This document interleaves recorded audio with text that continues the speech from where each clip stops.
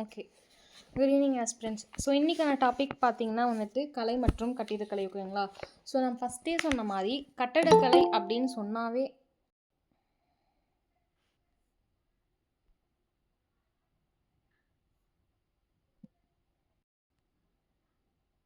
Okay. கட்டிடக்கலை அப்படின்னு சொன்னாவே நம்ம மேக்ஸிமம் என்ன நமக்கு ஞாபகம் வரும் முகல்ஸ் பொறுத்த வரைக்கும் அப்படின்னு பார்த்தீங்கன்னா ஷாஜகான் தான். ஸோ ஏன் ஷாஜகான் நமக்கு வந்து நினைவு வருவாங்கன்னா, முகலாயர்களுடைய காலத்தில் ஷாஜகான் இருக்கார் பார்த்தீங்களா, அவர் தான் கட்டிடக்கலையின் பொற்காலம் அப்படின்னு சொல்லுவாங்க. ஏன் அப்படின்னா, இப்போ குப்தர்களுடைய காலத்தை நம்ம எப்படி பொற்காலம் அப்படின்னு சொல்கிறோமோ, அதே மாதிரி கட்டிடக்கலை இருக்கு பார்த்தீங்களா, அதுக்கான மிகப்பெரிய பொற்காலமாக இருந்தவங்க யார் அந்த காலத்தில் முகலாயர்களில் அப்படின்னு பார்த்தீங்கன்னா ஷாஜகான் தான். ஓகேங்களா? சாரி, ஏதோ அகாடமிக் தான் கால் பண்ணுறாங்கன்னு நினைக்கிறேன். டிஸ்டர்ப் ஆகாதே, எனக்கு டிஸ்டர்ப் பண்ணிட்டாங்க. ஸோ பாபர் பொறுத்தவரைக்கும் வந்து முகலாயர்கள் பொறுத்த வரைக்கும் ஷாஜகான் இருக்கார் பார்த்தீங்களா, அவர் வந்து பொற்காலம் அப்படின்னு சொன்னோமா. ஸோ வந்துட்டு முகலாயர்கள்லே அவருடைய கட்டிடக்கலை தான் மிக சிறந்தது அப்படின்னு கேட்டால் ஆமாம். பட் இதை தாண்டி பாபர் ஆகட்டும் இல்லை மற்றவங்களாகட்டும் அவங்களுமே கட்டிடங்கள் நிறைய கட்டியிருப்பாங்க. ஃபார் எக்ஸாம்பிள் அப்படின்னு சொன்னோன்னா பாபர் இருக்கார் பார்த்தீங்களா, இப்போ பாபர் வந்து எந்த கட்டடக்கலைக்கு மிக ரொம்ப சிறந்தவர் அப்படின்னு பார்த்தீங்கன்னா பாரசீகம் சொல்லுவோம் பார்த்தீங்களா, அந்த பாரசீக கட்டடக்கலையில் பாபர் வந்து ரொம்ப அதிகமாக வந்துட்டு இந்தியாவுக்கு வந்து ஃபஸ்ட்டு இன்ட்ரோ பண்ணுறாரு. அவர் தான் பாரசீக கட்டிடக்கலையை இந்தியாவுக்கு இன்ட்ரோ பண்ணுறாரு. ஸோ அந்த பெருமை வந்து பாபருக்கு தான் வந்து சாரும். ஓகேங்களா? இது மட்டும் இல்லாமல் அந்த பாரசீக கட்டிடக்கலையை கொண்டு எங்கெல்லாம் கட்டுறாங்க அப்படின்னு பார்த்தீங்கன்னா ஆக்ரா, பியானா, டோலாப்பூர், குவாலியர் இந்த மாதிரி இடங்கள்ல அலிகார்னு சொல்லுவோம் பார்த்தீங்களா, அந்த இடங்கள் எல்லாமே பாபர் வந்து பாரசீக கட்டிடக்கலை வந்து கட்டார். ஓகேங்களா?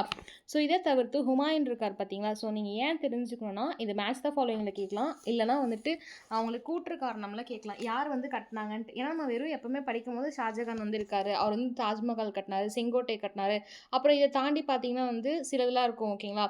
ஸோ அந்த பஞ்ச்மஹால் இதை மட்டும்தான் நம்ம படிப்போம். ரங்மஹால், பஞ்ச்மஹால், ஏன்னா அது ரிப்பீட்டட் கொஷின்ஸில் வரதுனால நம்ம படிப்போம். இன்கேஸ் உங்களுக்கு டெப்த்தாக கேட்கணும் முகலாயர்கள் கட்டிடக்கலையை ஷாஜகான் தவிர அப்படின்னு அவங்க யோசிச்சாங்கன்னா இப்படியும் கேட்கலாம். ஸோ பாபர் பொறுத்த வரைக்கும் நமக்கு முதல்ல யார் இந்தியாவில் பாரசீக கட்டிடக்கலையை வந்து அறிமுகப்படுத்தினாங்கன்ற கேள்வி கேட்டால் பாபர் தான். ஸோ இவர் எங்கெங்கெல்லாம் வந்து அந்த பகுதிகளை கொண்டு எங்கெங்கெல்லாம் கட்டுறாரு, எந்தெந்த பகுதிகளில் வந்து கட்டிடக்கலை பாரசீக கட்டிடக்கலை கட்டுறாரு அப்படின்னு பார்த்தீங்கன்னா ஆக்ராவில் அறிமுகப்படுத்துறாரு. ஸோ ஆக்ராவில் வந்து பார்த்தீங்கன்னா பியானா, டோலோப்பூர், குவாலியர். ஸோ டோலோபுரன் அப்படின்னோடனே நாங்கள் வந்து சோட்டா பீம் யோசிக்காதீங்க, அது கிடையாது. இந்த டோலோபூர் வேறு. மற்றும் கியூல், கியூல் நம்ம என்ன சொல்லுவோம் அப்படின்னு பார்த்தீங்கன்னா அலிகார் அப்படின்னு சொல்லுவோம். இந்த அலிகார் பகுதிகள் எல்லாமே கட்டிடக்கலையை கட்டு வைக்கிறாரு இந்த பாபர் அவர்கள். சரி, ஓகே. பாபர் வந்து இந்த இம்பார்ட்டண்டான இதெல்லாம் பண்ணிட்டாரு, பாரசீகத்தை அறிமுகப்படுத்தினார். அவருடைய மகனான ஹுமாயூன் இருக்கார் பார்த்தீங்களா, இவர் என்ன பண்ணுறாரு கட்டிடக்கலைக்கு இவருடைய இது எவ்வளோ பங்கு எவ்வளோ அப்படின்னு பார்த்தீங்கன்னா ஹுமாயூனும் நிறைய கட்டிடக்கலையெல்லாம் பண்ணுறாரு. ஓகேங்களா? ஸோ அவரோட கட்டிடக்கலை என்ன அப்படின்னு பார்த்தீங்கன்னா ஹுமாயூன் வந்து டெல்லியில் இருக்கக்கூடிய ஒரு அரண்மனை, பெரிய அரண்மனையை கட்டுறார். ஓகேங்களா? அந்த அரண்மனை வந்துட்டு தீனி பானா அப்படின்னு சொல்லுவாங்க. ஓகேங்களா? என்னது தீன் இ பானா, நோட் பண்ணி வச்சுக்கோங்க. ஹுமாயூன் அவர்களால் டெல்லியில் கட்டப்பட்ட அரண்மனை பேர் தீனி பானா. ஸோ இவரும் அந்த தீனி பானாவை கட்டி முடிச்சிடறாரு. அதுக்கப்புறம் வந்து ஷெர்ஷா சூரி இருக்கார் பார்த்தீங்களா, அதாவது பரீத் அப்படின்னு உண்மையான பேர் கொண்ட ஷெர்ஷா சூரி. அவர் என்ன பண்ணுறாருனா இந்த ஹுமாயூன் கட்டின டெல்லியில் கட்டின அரண்மனையை வந்துட்டு இடிச்சிடுறாரு. ஓகேங்களா? ஸோ டெமாலிஷ் பண்ணிடுறாரு.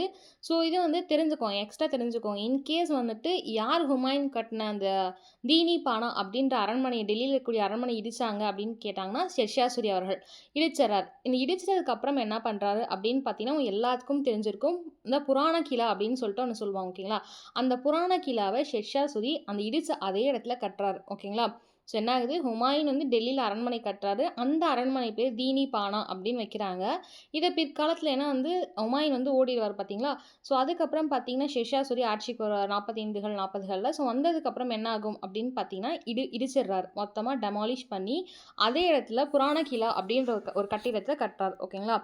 ஸோ இது மட்டும் இல்லாமல் எல்லாத்துக்குமே ரொம்ப தெரிஞ்ச அடிக்கடி டிஎன்பிசிலையும் மற்ற எக்ஸாம்ஸ்லேயும் கேள்வி கேட்கக்கூடிய இன்னொரு கொஷின் எது கட்டடக்கலையில் அப்படின்னு பார்த்தீங்கன்னா சசாராம். ஓகேங்களா?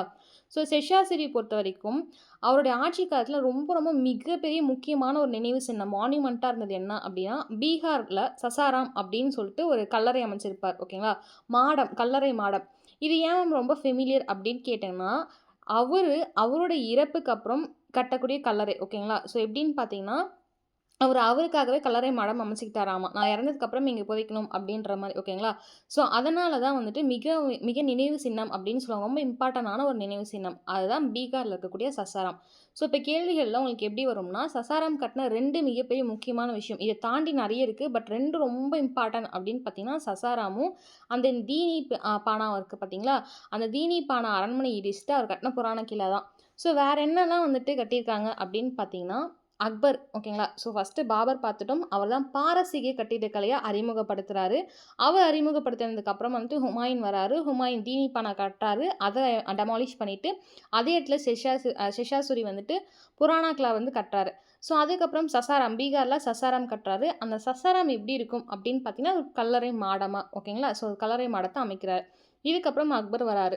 ஸோ அக்பர் வந்ததுக்கப்புறம் பார்த்தீங்கன்னா, நெறைய புலந்தர்வாச அக்பர்ல படிக்கும்போது நீங்க இத படிக்காம கட்டிடக்கலையில படிக்காம போகவே மாட்டீங்க. பிகாஸ் அவ்ளோ இம்பார்ட்டன்ட் புலந்தர்வாசா. ஸோ இத தவிர வேற என்னலாம் அக்பர் கட்டியிருக்காரு அப்படின்னு பார்த்தீங்கன்னா, திவான் இ காஸ். ஓகேங்களா? ஸோ திவான் இ காஸ் அப்படின்றதும், திவான் இ ஆம். ஓகேங்களா? திவான் இ காஸ், திவான் இ ஆம். இது 2 ஞாபகம் வச்சுக்கோங்க. அதேபோல ஹுமாயூன் தீன் இ பானா. ஓகேங்களா? ஸோ பானா அப்படின்றது ஹுமாயூன் கட்டின கட்டிடக்கலை. அதேபோல திவான் திவான் அப்படின்னு வந்துச்சுன்னா, அது வந்துட்டு அக்பரால் கட்டப்பட்ட கட்டிடம். ஸோ வேற என்ன கட்டியிருக்காரு அக்பர் அப்படின்னு பார்த்தீங்கன்னா, பஞ்ச்மஹால். ஓகேங்களா? பஞ்ச்மஹால்னா ஒண்ணும் இல்ல. பிரமிட் இருக்கு பார்த்தீங்களா? அந்த வடிவத்தில பிரமிட் எகிப்து பிரமிடுன்னு சொல்லுவோம்ல, அந்த வடிவத்தில கிட்டத்தட்ட 5 அடுக்கு கட்டம் வந்து ஒரு கட்டடம் வந்து ஒண்ணு கட்டியிருப்பாரு. நமக்கே தெரியும்ல பஞ்ச்னா 5ன்னு சொல்ட்டு. ஸோ நான் 5 அடு அடுக்கு கட்டடம் வந்து கட்டியிருப்பாரு. அது பேர் தான் பஞ்ச் மஹால் அப்படின்னு சொல்லுவாங்க. ஓகேங்களா? அது வந்து பிரமிடு வடிவத்தில கட்டியிருப்பாரு. ஸோ இதுக்கப்புறம் வேற என்ன அக்பர் அவர்களால கட்டப்பட்டது? கட்டிடக்கலையில ரொம்ப வந்து பகுதி ஒரு மிகப்பெரிய ட்ரிபியூட் எது அப்படின்னு பார்த்தீங்கன்னா, ரங் மஹால்னு சொல்லுவோம். ஓகேங்களா? ஸோ திவானி காஸ், திவானி ஆம், பஞ்ச் மஹால், ரங் மஹால். ஓகேங்களா? ஸோ திவானி காஸ், திவானி ஆம் ஞாபகம் வச்சுக்கோங்க. பஞ்ச் மஹால், ரங் மஹால் ஞாபகம் வச்சுக்கோங்க. ஓகேங்களா? ஸோ வேற என்ன அப்படின்னு பார்த்தீங்கன்னா, சலீம் சிஸ்டியோட கல்லறை கட்டியிருப்பார். ஓகேங்களா? யாருடைய கல்லறை? சலீம் சிஸ்டியனோட கல்லறை கட்டியிருப்பார். ஓகேங்களா? ஓகே வெயிட் பண்ணுங்க. இதில குடுக்கலாம். எக்ஸ்ட்ரா பாயிண்ட்ஸ் அது ஓகே. என் புக்ல இல்ல மேபி எத்திக்ஸ் புக்ல இருக்கலாம். அத கொலேஜ் பண்ணி சொல்லிட்டு இருக்கேன் நானு. ஸோ வந்துட்டு இதில என்ன அப்படின்னு பார்த்தீங்கன்னா, இவரு கட்டினதில வேற என்ன இம்பார்ட்டன்ட் அப்படின்னு பார்த்தீங்கன்னா வந்து, இந்த சலீம் சிஸ்டியினுடைய கல்லறை கட்டியிருப்பாரு. அதுக்கப்புறம் பார்த்தீங்கன்னா, புலந்தர்வாசா வந்து அக்பரால கட்டப்பட்டது. ஓகேங்களா? ஸோ இதெல்லாம் அக்பரால கட்டப்பட்டது. ஸோ இந்த கட்டிடக்கலை உலகமெங்கும் பரவி ஒரு மிகப்பெரிய ஒரு புகழ வந்துட்டு ஏற்படுத்துச்சுன்னு சொல்லலாம். முகலாய பேரரசுக்கு மிகப்பெரிய புகழ ஒரு உச்சத்த தொட்டுச்சுன்னு சொல்லலாம். ஸோ இப்படி இருக்கும்போது, அதுக்கப்புறம் வந்து ஷாஜஹான் வரார். ஓகேங்களா? ஜஹாங்கீர் வருவாரு. ஸோ ஜஹாங்கீரோடதும் சில கட்டிடக்கலை இருக்கு. நான் உங்களுக்கு சொல்றேன். ஓகேங்களா? ஸோ ஜஹாங்கீர் வந்து சில பணி சிகந்தர்வாசான்னு சொல்லுவோம். இல்ல சிகந்தரா அப்படின்னு சொல்லுவோம். அந்த இடத்துல இருக்கக்கூடிய அக்பருடைய கல்லறை கட்டுமான பணிகள் எல்லாம் ஜஹாங்கீர் முடிக்கிறாரு. ஜஹாங்கீர்னா யாரு? அக்பருடைய பையனான சலீம் அவர்கள். அவர் வந்து அந்த சிகந்தாரால இருக்கக்கூடிய அக்பருடைய அந்த கல்லறை உடைய கட்டட பணிகளெல்லாம் முடிக்கிறார் ஜஹாங்கீர். அது வந்து ஒரு நினைவு சின்னமாவும் அக்பருடைய நினைவு சின்னமா வரும் பிற்காலத்தில. ஸோ அது மட்டும் இல்லாமல் வந்துட்டு ஆக்ராவுல என்ன பண்ணுவார் அப்படின்னு பார்த்தீங்கன்னா, இந்த நூர்ஜஹான் இருப்பாங்க பார்த்தீங்களா, நூர்ஜஹானோட தந்தை இருப்பார். அவருடைய தந்தையான இமாதுத் தௌலா. நூர்ஜஹான் யாரு? ஜஹாங்கீருடைய மனைவி, 2வது மனைவி. ஸோ அந்த மாரி 2ஓ 3ஓ தெரியாது. பட் ஆனா அவங்களுடைய அஃபிஷியலா இருக்கக்கூடிய மனைவி இல்ல. காதல் மனைவின்னு சொல்லுவாங்க. அவங்களுடைய அப்பா, அதாவது அவருடைய மாமனாருடைய கல்லறைய வந்துட்டு இமாதுத் தௌலா அவரோட பேர். ஓகேங்களா? அவருடைய கல்லறைய வந்து கட்டுறாரு ஜஹாங்கீர் அவர்கள். ஓகேங்களா? ஸோ அதுக்கப்புறம் என்ன அப்படின்னு பார்த்தீங்கன்னா வந்துட்டு அக்பர் ஜஹாங்கீர் முடிஞ்சு ஷாஜகான் வரும். ஓகேங்களா? ஸோ ஷாஜகான் பொறுத்தவரைக்கும் என்ன அப்படின்னு பார்த்தீங்கன்னா, அந்த மொத்த முகலாயர் அரசுல இவ்ளோ கட்டிடம் கட்டுனாங்க, இத கட்டுனாங்க, அத கட்டுனாங்கன்னு பேசணும்ல. ஸோ அவ்ளோவுமே ஒரு நினைவு சின்னமாவும், ஒரு வந்துட்டு அழகா வந்துட்டு நம்ம பேசக்கூடிய ஒரு வரலாறா இருக்கும். ஆனா ஷாஜகானுடைய கட்டுனதுக்கப்புறம், தாஜ்மஹாலுடைய கட்டிடப் பணி ஸ்டார்ட் ஆனதுக்கப்புறம், செங்கோட்டை வந்து லால் குயிலா அப்படின்னு கூட அழைப்பாங்க. ஓகேங்களா? நம்ம வந்து பழைய ஹிஸ்ட்ரி புக்ஸ்ல பார்த்தீங்கன்னா, லால் குயிலான்னு தான் இருக்கும். இப்ப வந்து செங்கோட்டை அப்படின்னு படிப்போம். ஸோ இந்த மாரி இருக்கக்கூடிய மிகப்பெரிய அளவும் இன்றைய அளவு பேசக்கூடிய அளவு, அவ்ளோ அழகா கட்டிடக்கலையை சிறந்து எடுத்துக்காட்டி நம்ம குடுத்தவர் தான் அந்த ஷாஜகான் அவர்கள். ஓகேங்களா? ஸோ அவரு என்ன பண்றாரு அப்படின்னு பார்த்தீங்கன்னா, யமுனை நதிக்கரையில உலகத்திலேயே மிக புகழ் பெற்ற தாஜ்மஹால வந்து எழுப்புறார். ஓகேங்களா? ஸோ வந்து கட்டுறார். ஓகேங்களா? ஸோ இதுக்கப்புறம் என்ன அப்படின்னு பார்த்தீங்கன்னா, இத மட்டும் தான் பண்ணாரான்னு கேட்டா, இது மட்டும் இல்ல. முத்து மஜிதி அப்படின்னு சொல்லுவாங்க. ஓகேங்களா? மஜித் சொல்லுவோம்ல, மசூதி. ஸோ முத்து மஜித். ஆக்ரால வந்து முத்து மஜித். ஸோ கேள்விகள்ல முத்துன்னு இருந்து, மோதின்னு இருந்துச்சுன்னா 2மே ஒண்ணு தான். முத்துனாலும் மோதினாலும் ஒண்ணு தான். கன்ஃப்யூஷன் பண்ணிக்காதீங்க. ஆக்ரால இருக்கக்கூடிய முத்து மஸ்ஜித்தையும், டெல்லியில இருக்கக்கூடிய ஜும்மா மசீதின்னு சொல்லுவாங்க. அந்த மஸ்ஜித்தையும் ஷாஜகான் கட்டுறாரு. தாஜ்மஹால் கூட முத்து மஸ்ஜித் அல்லது மோதி மஸ்ஜித்தும், அதுக்கப்புறம் ஜும்மா மஸ்ஜித். எங்கே இருக்குன்றத நினைவு வச்சுக்கோங்க. ஆக்ராவில் இருக்கிறது முத்து மஸ்ஜித், டெல்லியில் இருக்கிறது ஜும்மா மஸ்ஜித். ஓகேங்களா? ஸோ இது கட்டுறாரு. வேற என்ன அப்படின்னு பார்த்தீங்கன்னா, முகலாயருடைய பேரரசில் வேற என்ன மிகவும் வந்து புகழுடைய உச்சத்தை அடையுது, வேற எந்த விஷயம் இவருடைய கட்டினது அப்படின்னு பார்த்தீங்கன்னா, செங்கோட்டை. ஓகேங்களா? ஸோ இதுக்கப்புறம் வேற என்ன அப்படின்னா, இந்த இவர் இருக்கார் பார்த்தீங்களா, ஷாஜகான் இருக்கார் பார்த்தீங்களா, அவர் என்ன பண்ணுறாருன்னா, மிகவும் விலை உயர்ந்த ரொம்ப வந்து எக்ஸ்பான்சிவாக இருக்கக்கூடிய ஒரு நவரத்தின கல் எடுத்துகிட்டு வந்துட்டு மயிலாசனத்தில் பதிக்கிறார். ஓகேங்களா?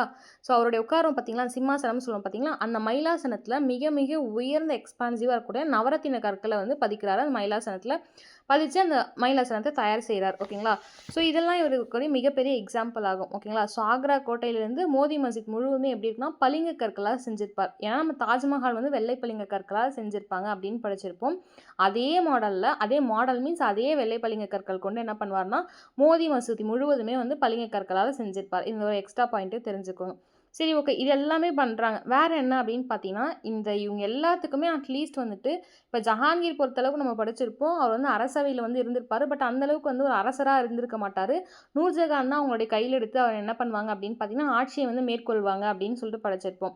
ஏன்னா அவருக்கு வந்து கார்டனிங்லேயும் பெயிண்டிங்லேயும் இன்ட்ரெஸ்ட் அதிகமாக இருந்துச்சு அப்படின்ற மாதிரி முன்னாடி படித்தோமா, அதே மாதிரி அக்பர் பார்த்தீங்கன்னா ஒரு மிகப்பெரிய சிறந்த அரசன், வீரன், அதுவும் இல்லாமல் ஒரு நல்ல உள்ளம் கொண்டவர் அப்படின்னு அக்பரை பற்றி படிச்சிருப்போம். ஹுமாயூன் பொறுத்த வரைக்கும் மிக சிறந்த அறிவாளி, ஆனால் அவர் காலத்திற்கு ஏற்ப இல்லை அவருடைய அறிவு அப்படின்ற மாதிரி படிச்சிருப்போம். பாபர் பொறுத்த வரைக்கும் மிக வீரம் கொண்டவர், பீரங்கி ஃபஸ்ட்டு அவர் தான் கொண்டு வருவார். கொரில்லா முறை அப்படின்னு சொல்லிட்டு முறை வந்து அறிமுகப்படுத்தியிருப்பாருன்ற மாதிரி படிச்சிருப்போமா. ஸோ இவ்வளோ இருக்கும் போது நான் ஏன் அதை சொல்கிறேன்னா, ஷாஜகான் ஆகட்டும், இவங்க எல்லாருக்குமே ஒரு நேச்சர் மீதோ ஒரு கலையின் மீதோ மற்ற எக்ஸ்ட்ரா அரசியல் தாண்டி அவங்களுடைய அந்த வைதிக இஸ்லாமியம்னு சொல்லுவாங்க, அதை தாண்டி ஒரு விஷயம் வந்து பிடிச்சிருக்கும். ஆனால் அவுரங்கசீப்பை பொறுத்த வரைக்கும் கலை, கட்டிடக்கலை, மியூசிக், பெயிண்டிங் இது எதுவுமே அவருக்கு இல்லாமல் அந்த வைதிக அந்த இஸ்லாமிய வழி வந்து என்ன சொல்லுதோ அதை மட்டுமே ஃபாலோ பண்ணுறாரு. ஸோ இங்கே என்ன ஆச்சரியமாக இருக்கக்கூடிய விஷயம்னு பார்த்தா, இவருமே ஒரு சில விஷயத்த கட்டியிருக்காரு. என்ன அப்படின்னு பார்த்தீங்கன்னா, என்ன தான் இவருக்கு என்ன பிடிக்கலனாலும் அவரோட தாய் இருப்பாங்க. அவரோட தாய் பேர் என்ன அப்படின்னு பார்த்தீங்கன்னா வந்துட்டு சாரி, அவங்களுக்கு தாய்க்கான ஒரு கல்லறை வந்து கட்டியிருப்பார் அவுரங்கசீப் அவர்கள். ஓகேங்களா? ஸோ நான் இங்கே காமிக்கிறேன். இதுதான் புலந்தர்வாசா. உங்களுக்கு பிக்கில் தெரியுதா? அக்பர் கட்டினாங்கன்னு சொன்னேன்னா, ஸோ இதுதான் புலந்தர்வாசா. இப்படி தான் இருக்கும். ஸோ இந்த அவுரங்கசீப்போடைய மகன் இருப்பார். அந்த அவுரங்கசீப்பின் மகன் அவருக்கு பேர் என்னென்னா ஆஜம் ஷா அப்படின்னு சொல்லிட்டு சொல்லுவாங்க. அந்த ஆஜம் ஷா என்ன பண்ணுறாங்கன்னா, அவருடைய தாயுடைய அன்பு வந்து வெளிக்காட்டுறதுக்காக ஒரு கட்டிடக்கலையை கட்டுவாங்க. ஓகேங்களா? அந்த கட்டிடக்கலையில் ஓரளவுக்கு அந்த கட்டிடக்கலையில் அவுரங்காபாத்னு ஒரு இடம் இருக்கும். ஏன்னா அது அவுரங்கசீப் வந்து ஸ்டார்ட் பண்ண ஒரு இடம் தான் அவுரங்காபாத் அப்படின்னு சொல்லுவோம். அந்த அவுரங்காபாத்தில் வந்து கட்டுறாங்க. என்ன அப்படின்னு பார்த்தீங்கன்னா, பிபிகாம்பாரா அப்படின்னு சொல்லி ஒரு விஷயத்த கட்டுறாங்க. அது என்ன பிபிகாம்பாரா அப்படின்னா, அது ஒரு கல்லறை. ஓகேங்களா? ஸோ அந்த கல்லறை வந்துட்டு யார் கட்டுறாங்கன்னா, ஆஜம் ஷா அவங்களோட தாய் பேர், இவர் தான் கட்டார். ஸோ வந்து அவுரங்கசீப் பற்றி கேட்டோம் அப்படின்னா வந்து முக்கியமாக ஒரு கல்லறைனா இது மட்டும் தான். யார் அப்படின்னு பார்த்தீங்கன்னா, பெண்ணுடைய கல்லறை அப்படின்னு அழைக்கப்பட்டுச்சாமா. இந்த பிபிங்காபரா அப்படின்னு சொல்லுவாங்க. அது முடிஞ்சா எழுதி வச்சுக்கோங்க. மேபி இங்கே இருக்கலாம், சில விஷயம் இல்லாமையும் இருக்கலாம். ஓகே, இங்கே இருக்குது. ஓகே, பிபிகா மக்பாரா அப்படின்னு சொல்லுவாங்க. இந்த பிபிகா மக்பாரானா என்னென்னா, இந்த பிபிகா மக்பாரான்னு உங்களுக்கு எக்ஸாமில் கேட்காம பெண்ணின் கல்லறைன்னு கேட்டாலும் அதான் ஆன்சர். ஓகேங்களா? அவுரங்கசீப்பால் கட்டப்பட்ட ஒரு கல்லறை மட்டும் தான் இதுதான். ஓகேங்களா? ஸோ வேறு என்ன இம்பார்ட்டன்ட் அப்படின்னு பார்த்தா இது எதுவுமே இல்லை. இதுக்கப்புறம் நான் சொல்ல போகிறது செங்கோட்டை தவிர வேறு எதுவுமே இல்லை. திவானி காசுன்னு சொன்ன பார்த்தீங்களா, அந்த திவானி காஸ், திவானி ஆம் அக்பரால் கட்டப்பட்டது. இதான் திவானி காஸ், அக்பரால் கட்டப்பட்டது. நெக்ஸ்ட் திவானி ஆம் இப்படி தான் இருக்கும். ஓகேங்களா? ஸோ பிக்சர் பார்த்துக்கோங்க. ஸோ செங்கோட்டை படிக்கிறதுக்கு முன்னாடி வந்து நம்ம வந்து ஒரு 2-3 விஷயம் படிச்சுக்கலாம். என்ன அப்படின்னு பார்த்தீங்கன்னா, முகலாயருடைய கட்டிடக்கலைக்கு வந்து தனித்துவம் நிறைய இருக்காமா. ஸோ ஓகேங்களா? என்ன தனித்துவம் அப்படின்னு பார்த்தீங்கன்னா வந்து கூண்டுன்னு சொல்லுவோம் பார்த்தீங்களா, இந்த நம்ம மேலே பார்த்தா தாஜ்மஹாலை பார்த்தாவே ஒரு கூண்டு ஷேப்பில் தான் இருக்கும். கோபுரம் மாதிரி நம்ம சவுத் இந்தியன்ஸ் கோபுரமோ டிராவிடியன் ஸ்டைல்ஸோ இந்த மாதிரி இருக்காது. அந்த கூண்டு வடிவிலான அந்த குமிழ்னு சொல்லுவாங்க அது பேர். அந்த குமிழ் கொண்டு தான் வந்து கவிகை மாடங்கள்லாம் வைப்பாங்களாம். ஓகேங்களா? ஸோ இங்கே பார்த்துருப்பீங்க. ஸோ செங்கோட்டை இருக்குல்ல, நான் உங்களுக்கு காமிக்கிறேன் பார்த்தீங்களா, அந்த மாதிரி கூண்டு மாதிரி இருக்கா, மணிகூண்டு மாதிரி. ஸோ அதுதான் சொல்லுவாங்க. அது பேர் என்ன சொல்லுவாங்க, கவிகை மாடங்கள் அப்படின்னு சொல்லுவாங்க. அந்த மாதிரி கூண்டு வடிவிலான கவிகை வந்துட்டு மாடங்கள்லாம் வைப்பாங்க. அது வந்து அவங்களுக்கு தனித்துவம். இதுக்கு முன்னாடி வேறு யாருமே இப்படி செஞ்சதில்லை. ஸோ இவங்க தான் இந்த விஷயத்தை கொண்டு வராங்கன்னு சொல்கிறாங்க. ஸோ வேறு என்ன வந்து இவங்களுடைய தனித்துவம், யூனிக்கான ஸ்டைல் என்ன முகலாயர்கள் பொறுத்த வரைக்கும் அப்படின்னு பார்த்தா, ஒப்பனைகள்னு சொல்லுவோம். ஒப்பனைகள்னா மேக்கப் தான். ஆனால் அவங்க சொல்கிற ஒப்பனைகள்னா மெருகூட்டுறது, ஒரு அழகை இன்னுமே மெருகூட்டுறது. ஓகேங்களா? ஸோ கலை பொறுத்த வரைக்கும் வந்து எந்த அளவுக்கு நுணுக்கங்கள், எந்த அளவுக்கு மெருகூட்டுதல் இருக்கோ, அந்த அளவுக்கு அழகா நமக்கு காட்சியளிக்கும். விஷுவல் ட்ரீட்ன்னு சொல்லலாம். ஓகேங்களா? ஸோ ஒப்பனைகள் மிகுந்த கலங்கரை விளக்கம் வந்து போல கலங்கரை விளக்கம் எவ்வளோ லைட் ஆகுதுன்னா வந்து அங்கேருந்து ஒரு கப்பல் வருதுன்னா நமக்கு எவ்வளோ அழகா தெரியும் அது லைட் வெளிச்சத்தில. அந்த மாரி வந்துட்டு ஒப்பனை மிகுந்த கலங்கரை விளக்கம் போல கோபுரங்கள் கட்டுறாங்க அப்படின்னு சொல்லிட்டு சொல்றாங்க. ஓகேங்களா? ஸோ எக்ஸ்ட்ரா பாயிண்ட்னு ஜஸ்ட் தெரிஞ்சு மட்டும் வச்சுக்கோங்க. இன்கேஸ் எக்ஸாம் பாயிண்ட் வியூல வரலனாலும் கூற்று காரணம்ல ஒரு கொஞ்சம் டஃப் பண்ணணும்னு கேட்டா தெரிஞ்சுக்கிறதுக்காக சொல்றேன். ஸோ வேற என்ன அப்படின்னு பார்த்தீங்கன்னா, ஸ்தூபி மாடங்கள்னு சொல்லுவோம் பார்த்தீங்களா? அந்த ஸ்டூபாஸ் அப்படின்னா நம்ம புத்திசம்ல படிச்சிருப்போம். ஓகேங்களா? சாஞ்சி ஸ்டூபா அந்த மாரிலாம். ஸோ அந்த மாரி ஸ்தூபி மாடங்கள்லாம் வந்துட்டு கட்டுறாங்க, எழுப்புறாங்க அப்படின்னு சொல்றாங்க. ஸோ வேற என்ன அப்படின்னு பார்த்தீங்கன்னா வந்துட்டு, இந்த அலங்கரிக்கப்பட்ட பெரிய பெரிய வடிவிலான ஒரு கற்களெல்லாம் பளிங்கு கற்கள்லாம் வச்சு ஒரு மிகப்பெரிய அழகான வடிவத்துல வந்து கொண்டு வராங்க அப்படின்னு சொன்னாங்க. ஸோ தனித்துவம் கேட்டா இது 4 விஷயம் தான் ரொம்ப இம்பார்ட்டன்டான விஷயம். ஸோ வேற என்ன அப்படின்னு பார்த்தீங்கன்னா, முகலாயர்களுடைய வம்சத்துல நடுவுல ஒருத்தர் வருவாரு. அவர் வந்துட்டு வேற வம்சத்தை சார்ந்தவர். அவர் தான் அந்த சுர்வம்சத்தை சேர்ந்த ஷெர்ஷா அவர்கள். முதலே பார்த்த மாரி தில்லியில வந்து புராண கிலா கட்டியிருப்பாரு. பீகார்ல வந்து சசாராம் கட்டியிருப்பாரு. ஓகேங்களா? ஸோ இதை தவிர வேற என்ன அப்படின்னு பார்த்தீங்கன்னா, இஸ்லாம் ஷா அப்படின்னு சொல்லிட்டு அவருடைய கல்லறை ஒண்ணு கட்டியிருப்பார். ஓகேங்களா? ஸோ வந்துட்டு இந்த இஸ்லாம் ஷாவுடைய கல்லறை பார்க்கும்போது எப்படி இருக்குமா, கண்கலங்க வைக்குமா. ஓகேங்களா? ஸோ கண்கலங்க வச்சு கண் கவரும் வகையிலுமே இருக்குமா. அவ்வளோ அழகா வந்து தத்ரூபமா கட்டியிருப்பாங்க அவங்களுடைய கல்லறைய. ஸோ ஷெர்ஷா சூரியால கட்டப்பட்ட இன்னொருத்தருடைய கல்லறை யாரு? இன்னொருத்தருது ஏன்னா ஷெர்ஷா சூரி பொறுத்தவரைக்கும் அவருடைய கல்லறை மாடத்த அவரே கட்டிக்கிட்டாரு அப்படின்னு சொல்லிட்டு படைச்சோமா. ஸோ அதே மாரி வந்துட்டு அதான் அந்த சின்னம் சொல்லிட்டு படைச்சோம். ஸோ சசாரம். அது மட்டும் இல்லாம இன்னொருத்தருடைய கல்லறையுமே கட்டுறாரு. அவருடைய பேர் என்ன அப்படின்னு பார்த்தீங்கன்னா, இஸ்லாம் ஷா. ஓகேங்களா? அது வந்து ரொம்ப தத்ரூபமா கட்டியிருக்காரு அப்படின்னு சொல்றாங்க. ஸோ வேற என்ன அப்படின்னு பார்த்தீங்கன்னா, புராண கிலா இருக்கு பார்த்தீங்களா? இந்த புராண கிலா வந்து எப்படி இருக்கும் அப்படின்னு பார்த்தீங்கன்னா வந்துட்டு, அ அரண்மனை இருக்கும் பார்த்தீங்களா? அரண்படி இருக்கும் பார்த்தீங்களா? அந்த மாரி வந்து படிப்படியா கட்டியிருப்பாங்களாம். அது மட்டும் இல்லாம நடைமேடையில இருக்கக்கூடிய நடை மேடையில இருக்கும். ஓகேங்களா? ஸோ இது எல்லாம் அப்படி கீழ இருக்கும். ஆனா இது மட்டும் நடை மேடையில வந்து வச்சிருப்பாங்கன்னு சொல்றாங்க. ஸோ 4 பக்கமும் எப்படி சூழ்ந்திருக்கும் அப்படின்னு பார்த்தீங்கன்னா, ஆ ரொம்ப வந்துட்டு நீர் இருக்க மாரி வந்து அந்த இது வச்சு சூழ்ந்திருக்குமா. நீர்நிலைகள்லாம் எப்படி இருக்குமோ, அந்த மாரி சுருள் சுருளா வச்சு சூழ்ந்திருக்கும்னு சொல்றாங்க. ஸோ இது மட்டும் இல்லாம வேற என்ன அப்படின்னு பார்த்தீங்கன்னா, ஸோ முகலாயர்கள்ல படிக்கும்போது ரஜபுத்திரர்களும் வருவாங்க. ஏன்னா ராஜதோடர்மால் ஆகட்டும், அதுக்கப்புறமேட்டுங்க மத்தவங்க எல்லாமே ஆகட்டும், அக்பருடைய காலத்துல இருந்தவங்க ஆகட்டும், இந்த ராஜா மான்தாஸ், இவங்க பகவான் தாஸ் இவங்க எல்லாமே. ஸோ ரஜபுத்திரர்கள் பத்தி படிக்கும்போது, அவங்களுடைய சில கட்டிடக்கலையும் வந்து அவங்க மென்ஷன் பண்ணணும். ஏன் அப்படின்னா, மேபி இது கேட்கலாம். ஸோ சிவப்பு மணற் கற்பாறைகள் அப்படின்னு சொல்லுவாங்க. ஓகேங்களா? ரெட் கலர்ல இருக்கக்கூடிய மணல வச்சு செய்வாங்க. அந்த சிவப்பு அந்த பாறைகள் இருக்கு பார்த்தீங்களா? மண்பாறைகள். அத வச்சு ஆக்ரால வந்து ரஜபுத்திரர்கள் வந்து ரொம்ப அழகா வந்து ஒரு கோட்டைகளையும் கட்டுறாங்களாம். ஓகேங்களா? ஸோ அந்த கோட்டையுடைய பாணிகள் வந்து ரஜபுத்திர பாணிகள் அப்படின்னு சொல்றாங்க. ஓகேங்களா? ஸோ ஆக்ரால சிவப்பு மணற்பாறையுடைய கற்பாறையுடைய சில இதெல்லாம் கட்டுறாங்க அப்படின்னு சொல்றாங்க. ஸோ வேற என்ன அப்படின்னு பார்த்தீங்கன்னா, அக்பர் இருக்கார் பார்த்தீங்களா? அக்பர் வந்து அந்த ஃபதேபூர் சீக்ரி கட்டம்போது என்ன ஆகும்னா, ஏன்னா சொல்லியிருப்பேன், அந்த ஜஹாங்கீர் அவர்கள் அந்த சிகந்தரால இருக்கக்கூடிய அந்த இது வந்து முடிச்சிருப்பாரு அப்படின்னு சொல்லிட்டு. ஸோ அதே மாரி அக்பருடைய புதிய தலைநகரமா என்ன பண்றாருன்னா, ஃபதேபூர் சீக்ரிய வந்து மாத்துறாரு. ஏன் அப்படின்னா, ஃபதேபூர் சீக்ரியில கோட்டைகள் வந்து அது ரொம்ப சூழ்ச்சி எப்படி சொல்றது? சூழ்ந்து கோட்டைகள் வந்து எழுப்பியிருக்காங்க. ஸோ சேஃப்டிக்காக என்ன பண்றாங்கன்னா, ஃபதேபூர் சீக்ரிக்கு வந்து மாத்துவாரு. அவருடைய கட்டிடக்கலைக்கான மிக மிக மிக ரொம்ப புடிச்ச எக்ஸாம்பிளா வந்துட்டு அது அப்படின்னு சொல்லிட்டு நெறைய வரலாற்றறிஞர்கள்லாம் சொல்லுவாங்க. ஓகேங்களா? ஸோ அக்பர் எழுப்புனதுலே ரொம்ப பெஸ்ட் அப்படின்னு சொல்லிட்டு நெறைய பேர் சொல்லியிருக்காங்க. ஸோ ஃபதேபூர் சீக்ரியில வந்து எப்படி இருக்கும் அப்படின்னு பார்த்தீங்கன்னா, வாயில் ஸோ என்ட்ரன்ஸ் இருக்கும் பார்த்தீங்களா? அந்த என்ட்ரன்ஸ் ஃபுல்லுமே எப்படின்னா, சிகப்பு கல்லுல என்ன ஆகும்னா, பளிங்கு கற்கள், சிகப்பு கல்ல வந்துட்டு புலந்தர் வாசா தோட்டம்லாம் அந்த இருக்குல பார்த்தீங்கன்னா, கல்லுலாம் வச்சு தோட்டம்லாம் வச்சிருப்பாங்களாம். அதுக்குள்ள செடிகள் அந்த மாரிலாம் வச்சிருப்பாங்களாம். ஸோ முகலாயர்களுடைய சாதனைகள்ல இந்த கட்டிடக்கலையும் சேர்ந்திருக்கும் அப்படின்னு சொல்றாங்க. ஸோ இதெல்லாம் ஒரு பக்கம் இருக்கும்போது, ஸோ சிகந்தரா ஆகட்டும், இல்லன்னா வந்து கல்லறை மாடமாகட்டும், இதெல்லாம் இருக்கும். ஸோ அதேபோல ஜஹாங்கீர் இருக்கார் பார்த்தீங்களா? அவருடைய மனைவி, அதாவது அவங்க மாமனாருடைய இதிமத் உத் தௌலாவுடைய கல்லறைகளாகட்டும், அந்த இதிமத் தௌலா இருக்கு பார்த்தீங்களா? அந்த கல்லறை வந்து வெள்ளை நிற பளிங்கு கற்களால செய்யப்பட்டிருக்குமாம். ஓகேங்களா? ஸோ இது தெரிஞ்சுக்கோங்க. எக்ஸ்ட்ரா பாயிண்ட்ஸ் தான். ஸோ இப்படி எல்லாமே இருந்தாலும், ஷாஜகானுடைய தாஜ்மஹால் ஆகட்டும், செங்கோட்டை ஆகட்டும் மிகப்பெரிய மிக மிக பெஸ்ட் எக்ஸாம்பிள் அப்படின்னு சொல்லணும். ஸோ இப்போ செங்கோட்டை பத்தி படிச்சிடலாம். நான் ஃபர்ஸ்ட்டே சொன்ன மாரி தான் இந்த கேள்வி டிஎன்பிஎஸ்சில ஆல்ரெடி கேட்டிருக்காங்க. இந்த செங்கோட்டையுடைய மறுபெயர் என்ன அப்படின்னு கேட்குறாங்க. பழைய பேர் செங்கோட்டை அப்படின்றது நமக்கு வந்து ஒரு ஒரு இங்கிலீஷ் பீப்பிள் வந்ததுக்கப்புறம் வச்ச பேர் தான். லால் குயிலா அப்படின்னு தான் சொல்லுவோம். ஓகேங்களா? ஸோ இந்த லால் குயிலா அப்படின்றது தான் வந்துட்டு அந்த செங்கோட்டையுடைய முகலாய பேரரசர்கள் இருக்காங்க பார்த்தீங்களா? அவங்களுடைய வாழ்விடமா இருந்துச்சு அப்படின்னு சொல்லிட்டு சொல்றாங்க. ஸோ இது வந்து 1639 ஓகேங்களா? ஸோ 1639ல ஷாஜகான் என்ன பண்றாரு அப்படின்னா, சுத்தி வந்து செவுரு ஓகேங்களா? மதில்னு சொல்லுவோம் பார்த்தீங்களா? அரண் சுத்தி வந்து அரண் வந்து சுழற் பெற்று வைக்கிறார். ஓகேங்களா? இது எங்க இருந்துச்சு அப்படின்னு பார்த்தீங்கன்னா, இப்ப எப்படி அவுரங்கசீப் வந்து அவர் ஒரு நகரத்த உருவாக்குவார். அவுரங்காபாத். அதேபோல அக்பர் வந்து எப்படி சிக்ரா உருவாக்குறார். அந்த மாரி இந்த ஷாஜகான் வந்து ஷாஜகானாபாத் அப்படின்னு சொல்லிட்டு ஒரு ஊர வந்து உருவாக்கியிருப்பாரு. அததான் தலைநகராவும் வச்சிருந்திருப்பாரு. அந்த இடத்துல இந்த அழகா மதில் அரண்லாம் சூழப்பட்ட கட்டன ஒரு விஷயம் தான் செங்கோட்டை. எப்ப 1639ல வந்து செய்றாங்க. ஓகேங்களா? ஸோ அது வந்துட்டு என்னன்னா, பிற்காலத்துல வந்து சிவப்பு கல் இருக்கிறதுனால செங்கோட்டை அப்படின்னு சொல்லிட்டு அழைக்கிறாங்களாமா. ஸோ வேற என்ன அப்படின்னு பார்த்தீங்கன்னா, முதல்லயே சொன்ன மாரி தான் திவானி காஸ், மோதி மஹால், ஆ நெக்ஸ்ட் வந்துட்டு இந்த பஞ்ச் மஹால், இந்த ரங் மஹால், அதுக்கப்புறம் பார்த்தீங்கன்னா வந்து இன்னொன்னு சொன்னோம். ஞாபகம் இருக்குங்களா உங்களுக்கு? சலீம் அப்படின்னு சொல்லிட்டு. ஸோ இது எல்லாமே வந்துட்டு ஷாஜகான் அவர்களால கட்டப்பட்டது தான். ஓகேங்களா?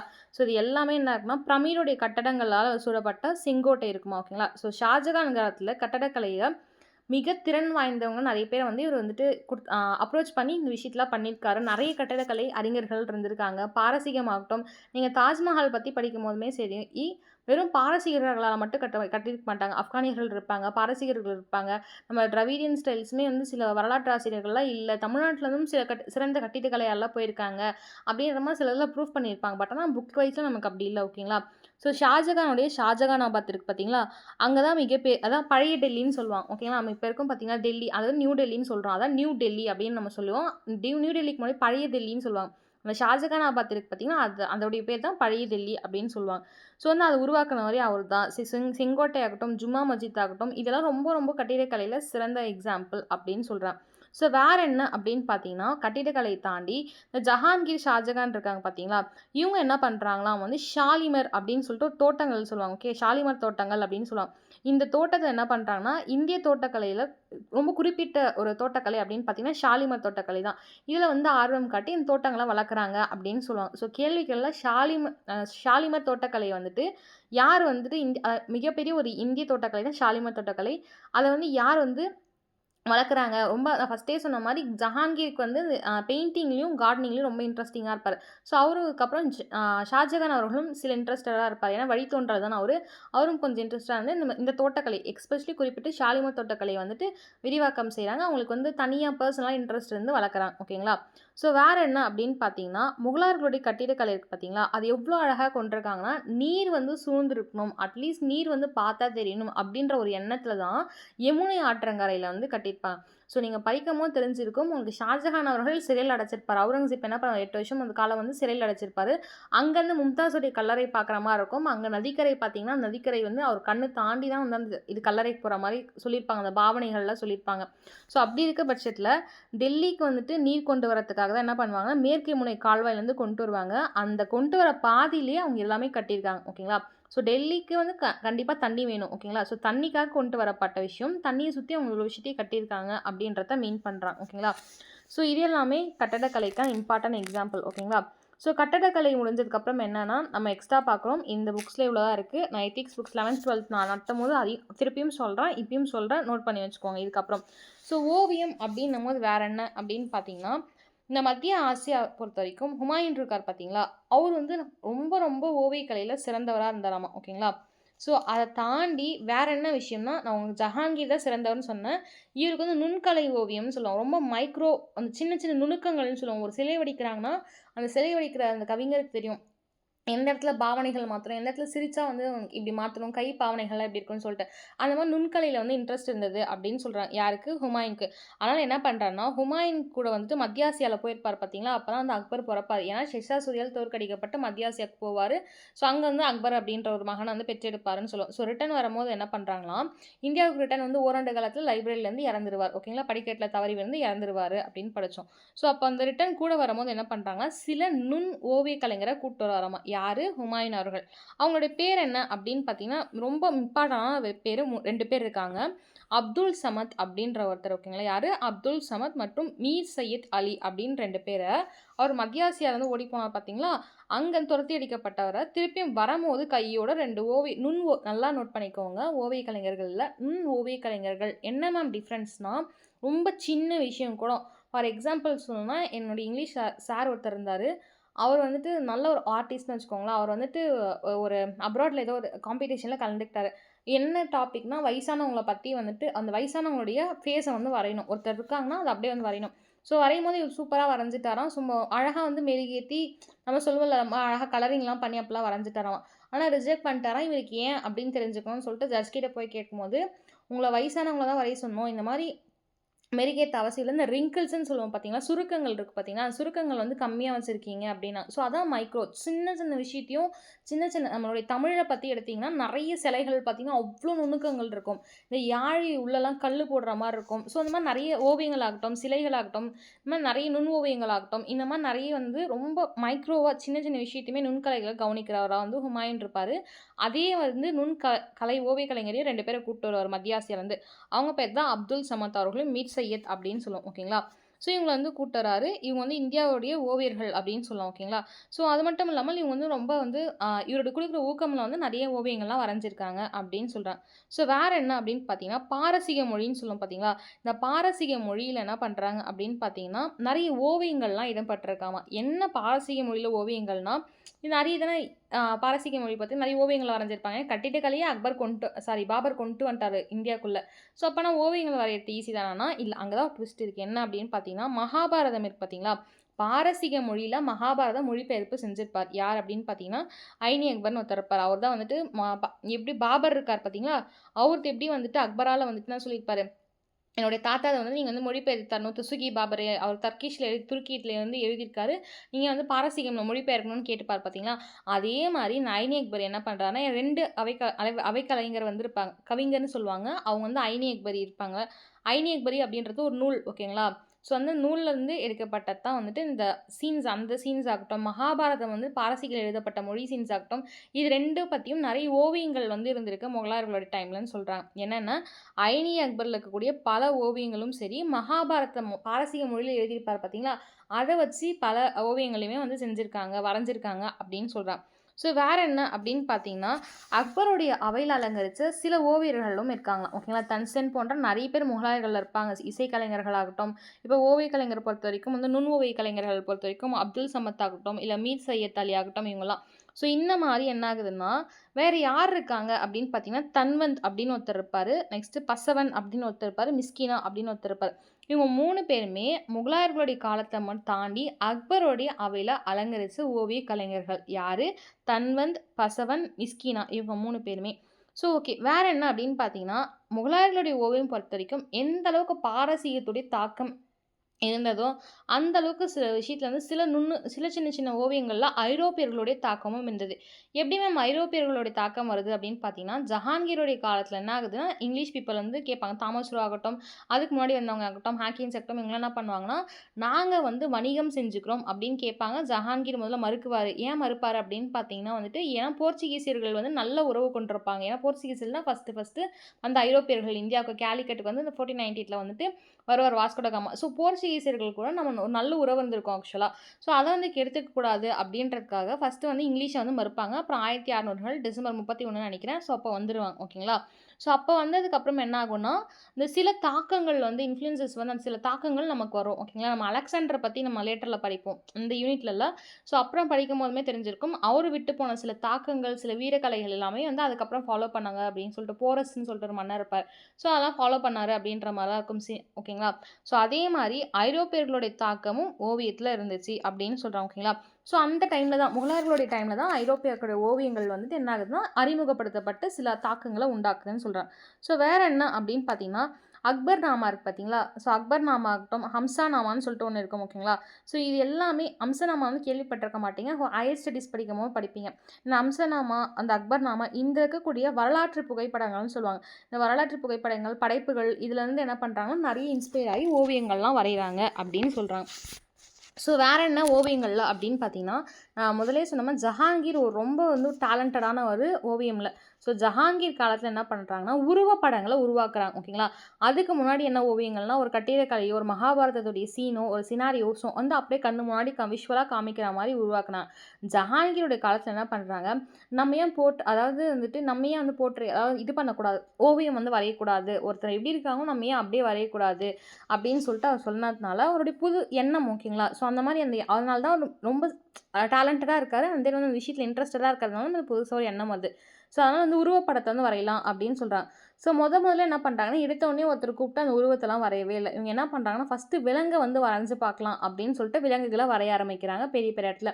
ஸோ விலங்குகள் வரைஞ்சு என்ன பண்ணுறாங்க, ஸோ நல்லா வந்து பெருசாக வரைஞ்சு என்ன பண்ணுறாங்க, அடுத்த ஸ்டெப்ஸாக என்ன பண்ணுறாங்கன்னா வந்துட்டு கொஞ்சம் கொஞ்சமாக மக்கள் அந்த மாதிரி வரைய ஆரம்பிக்கிறாங்க. இந்த விலங்கை வரைஞ்சி பெருசாக வரைஞ்சி என்ன பண்ணுறாங்கன்னா, மன்சூர் அப்படின்னு சொல்லிட்டு ஒரு துறை இருக்கும் ஓகேங்களா. அந்த துறையில் வந்து ஒரு எப்படி சொல்கிறது, மன்சூர் அப்படின்ற வந்து ஒரு ஒரு மிகப்பெரிய ஒரு ஆள்னு வச்சுக்கோங்களேன். அவர் வந்துட்டு என்ன பண்ணாங்க, துறையில வந்து ஓவியத்துறையில ரொம்ப புகழ் பெற்றவர் தான் வந்து மன்சூர். அவர் என்ன பண்றாருன்னா, இந்த விலங்கு வந்து ஃபர்ஸ்ட் அவர் தான் ஜஹாங்கீரோட டைம்ல வரையறா ஓகேங்களா. ஓவியத்துறையில வந்து மிக பெரியவர் தான் மன்சூர் அப்படின்னு சொல்லுவாங்க. அவர் தான் ஃபர்ஸ்ட் என்ன பண்ணா விலங்கு வரைவார். வரைஞ்சு அவர் என்ன பண்றாங்கன்னா, அந்த இடத்துல வந்து பொதிப்பாங்கன்னு சொல்லுவாங்கல்ல. பொதிச்சு வைப்பாங்கன்றத விட பொறிப்பாங்க. கல்லெடுத்து பொறிப்பாங்கன்னு சொல்லுவாங்கல்ல. அந்த மாரி பொறிக்கிறாராமா அந்த விலங்க ஓகேங்களா. ஸோ அந்த கல்லுகள்ல வந்து வச்சு பொறிக்கிறாங்க அப்படின்னு சொல்றாங்க. ஸோ வேற என்ன அப்படின்னு பார்த்தீங்கன்னா, முகலாயருடைய காலத்து ஓவியங்கள் பொறுத்தவரைக்கும் நுண்ணோவியங்கள் அதிகம் சொல்கிறாங்க. இதுக்கான எக்ஸாம்பிள் என்ன அப்படின்னு பார்த்தீங்கன்னா, டச்சு நாடு இருக்குது பார்த்தீங்களா. டச்சு நாட்டுடைய ரொம்ப சிறந்த ஒரு ஓவியர் இருப்பார். அவர் பேர் என்னன்னா ராம்பிரண்ட் அப்படின்னு சொல்லுவாங்க ஓகேங்களா. அவருடைய தாக்கங்களுமே முகலாயருடைய ஓவியத்தில் இருந்துச்சாம். ஏன்னா வந்து உங்களுக்கு தெரிஞ்சிருக்கும். ஸோ வந்து இங்கிலீஷ் வந்ததுக்கப்புறம் டச் பீப்பிள் அவங்க எல்லாமே ஒவ்வொருத்தராக ஃப்ரெண்ட்ஸ்லாம் லாஸ்ட்டாக வருவாங்க. ஸோ ஒவ்வொருத்தராக வந்துருவாங்க. அப்போ எல்லாருடைய ஓவிய தாக்கமே முகலாயர்கிட்ட இருந்திருக்குன்னு சொல்கிறாங்க. ஸோ குறிப்பிட்டு இந்த விஷயம் உங்களுக்கு எத்திக்ஸ் புக்கு சொல்லியிருப்பாங்க, படிச்சுக்கோங்க. ஏன் அப்படின்னா, முகலாயர்களுடைய ஓவியம் வந்து யார் கூட கம்பேர் பண்ணுறாங்கன்னு பாருங்கள். டச்சு கலையில் சிறந்த ஒரு ஆள் தான் வந்து ராம்பிரண்ட் அப்படின்னு சொல்லுவாங்க. அவருடைய ஓவிய தாக்கமுமே இன்கேஸ் வந்து இருந்திருக்கு அப்படின்னு சொல்கிறாங்க. ஸோ இது எல்லாமே ஓவியம் ஓகேங்களா. ஸோ கட்டிடக்கலை ஓவியம் பார்த்துட்டோம். வேற என்ன உங்களுக்கு இருங்க, டார்க்னஸ் கம்மியாக இருக்குன்னு நினைக்கிறேன். ஓகே.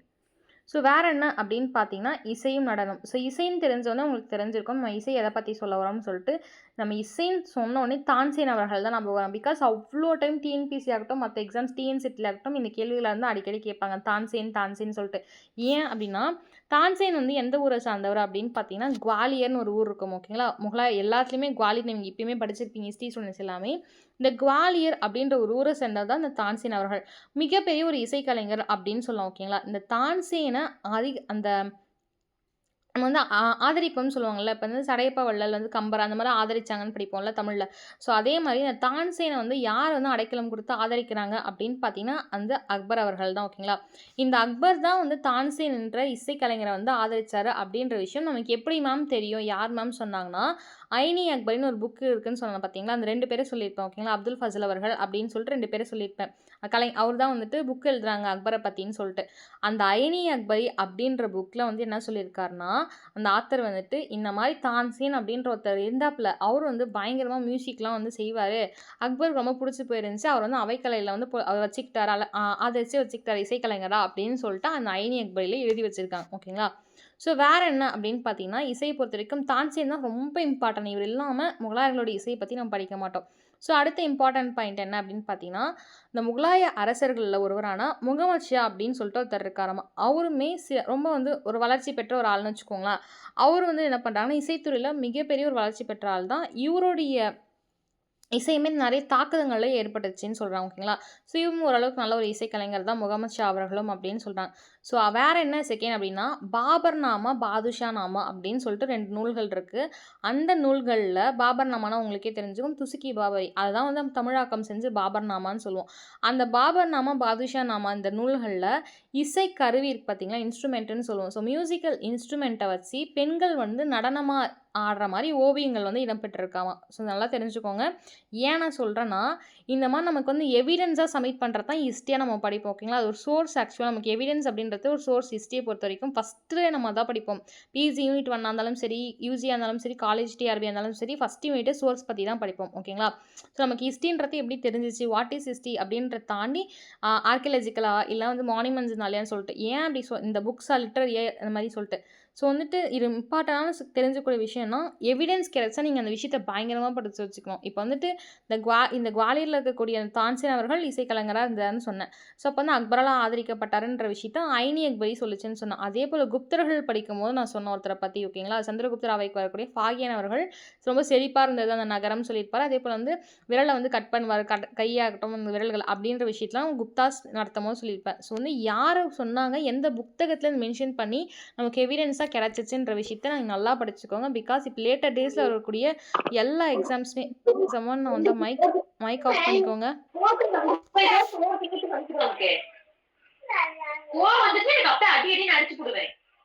யாரோ மைக் ஓப்பன் பண்ணியிருக்கீங்க, ப்ளீஸ் மைக். ஓகே, நம்ம ஸ்டார்ட் பண்ணிக்கலாம். ஓகே, ஸோ நெக்ஸ்ட் என்ன அப்படின்னு பார்த்தீங்கன்னா, ஸோ இசைக்கலை பார்த்துட்டு இருந்தோமா, ஸோ இந்த மாதிரி எவிடென்ஸாக வரதை படிச்சு வச்சுக்கோங்க. பிகாஸ் இப்போ லேட்டர் டேஸில் வந்து நிறைய கொஷின்ஸ் வந்து கேட்டுகிட்டே இருக்காங்க.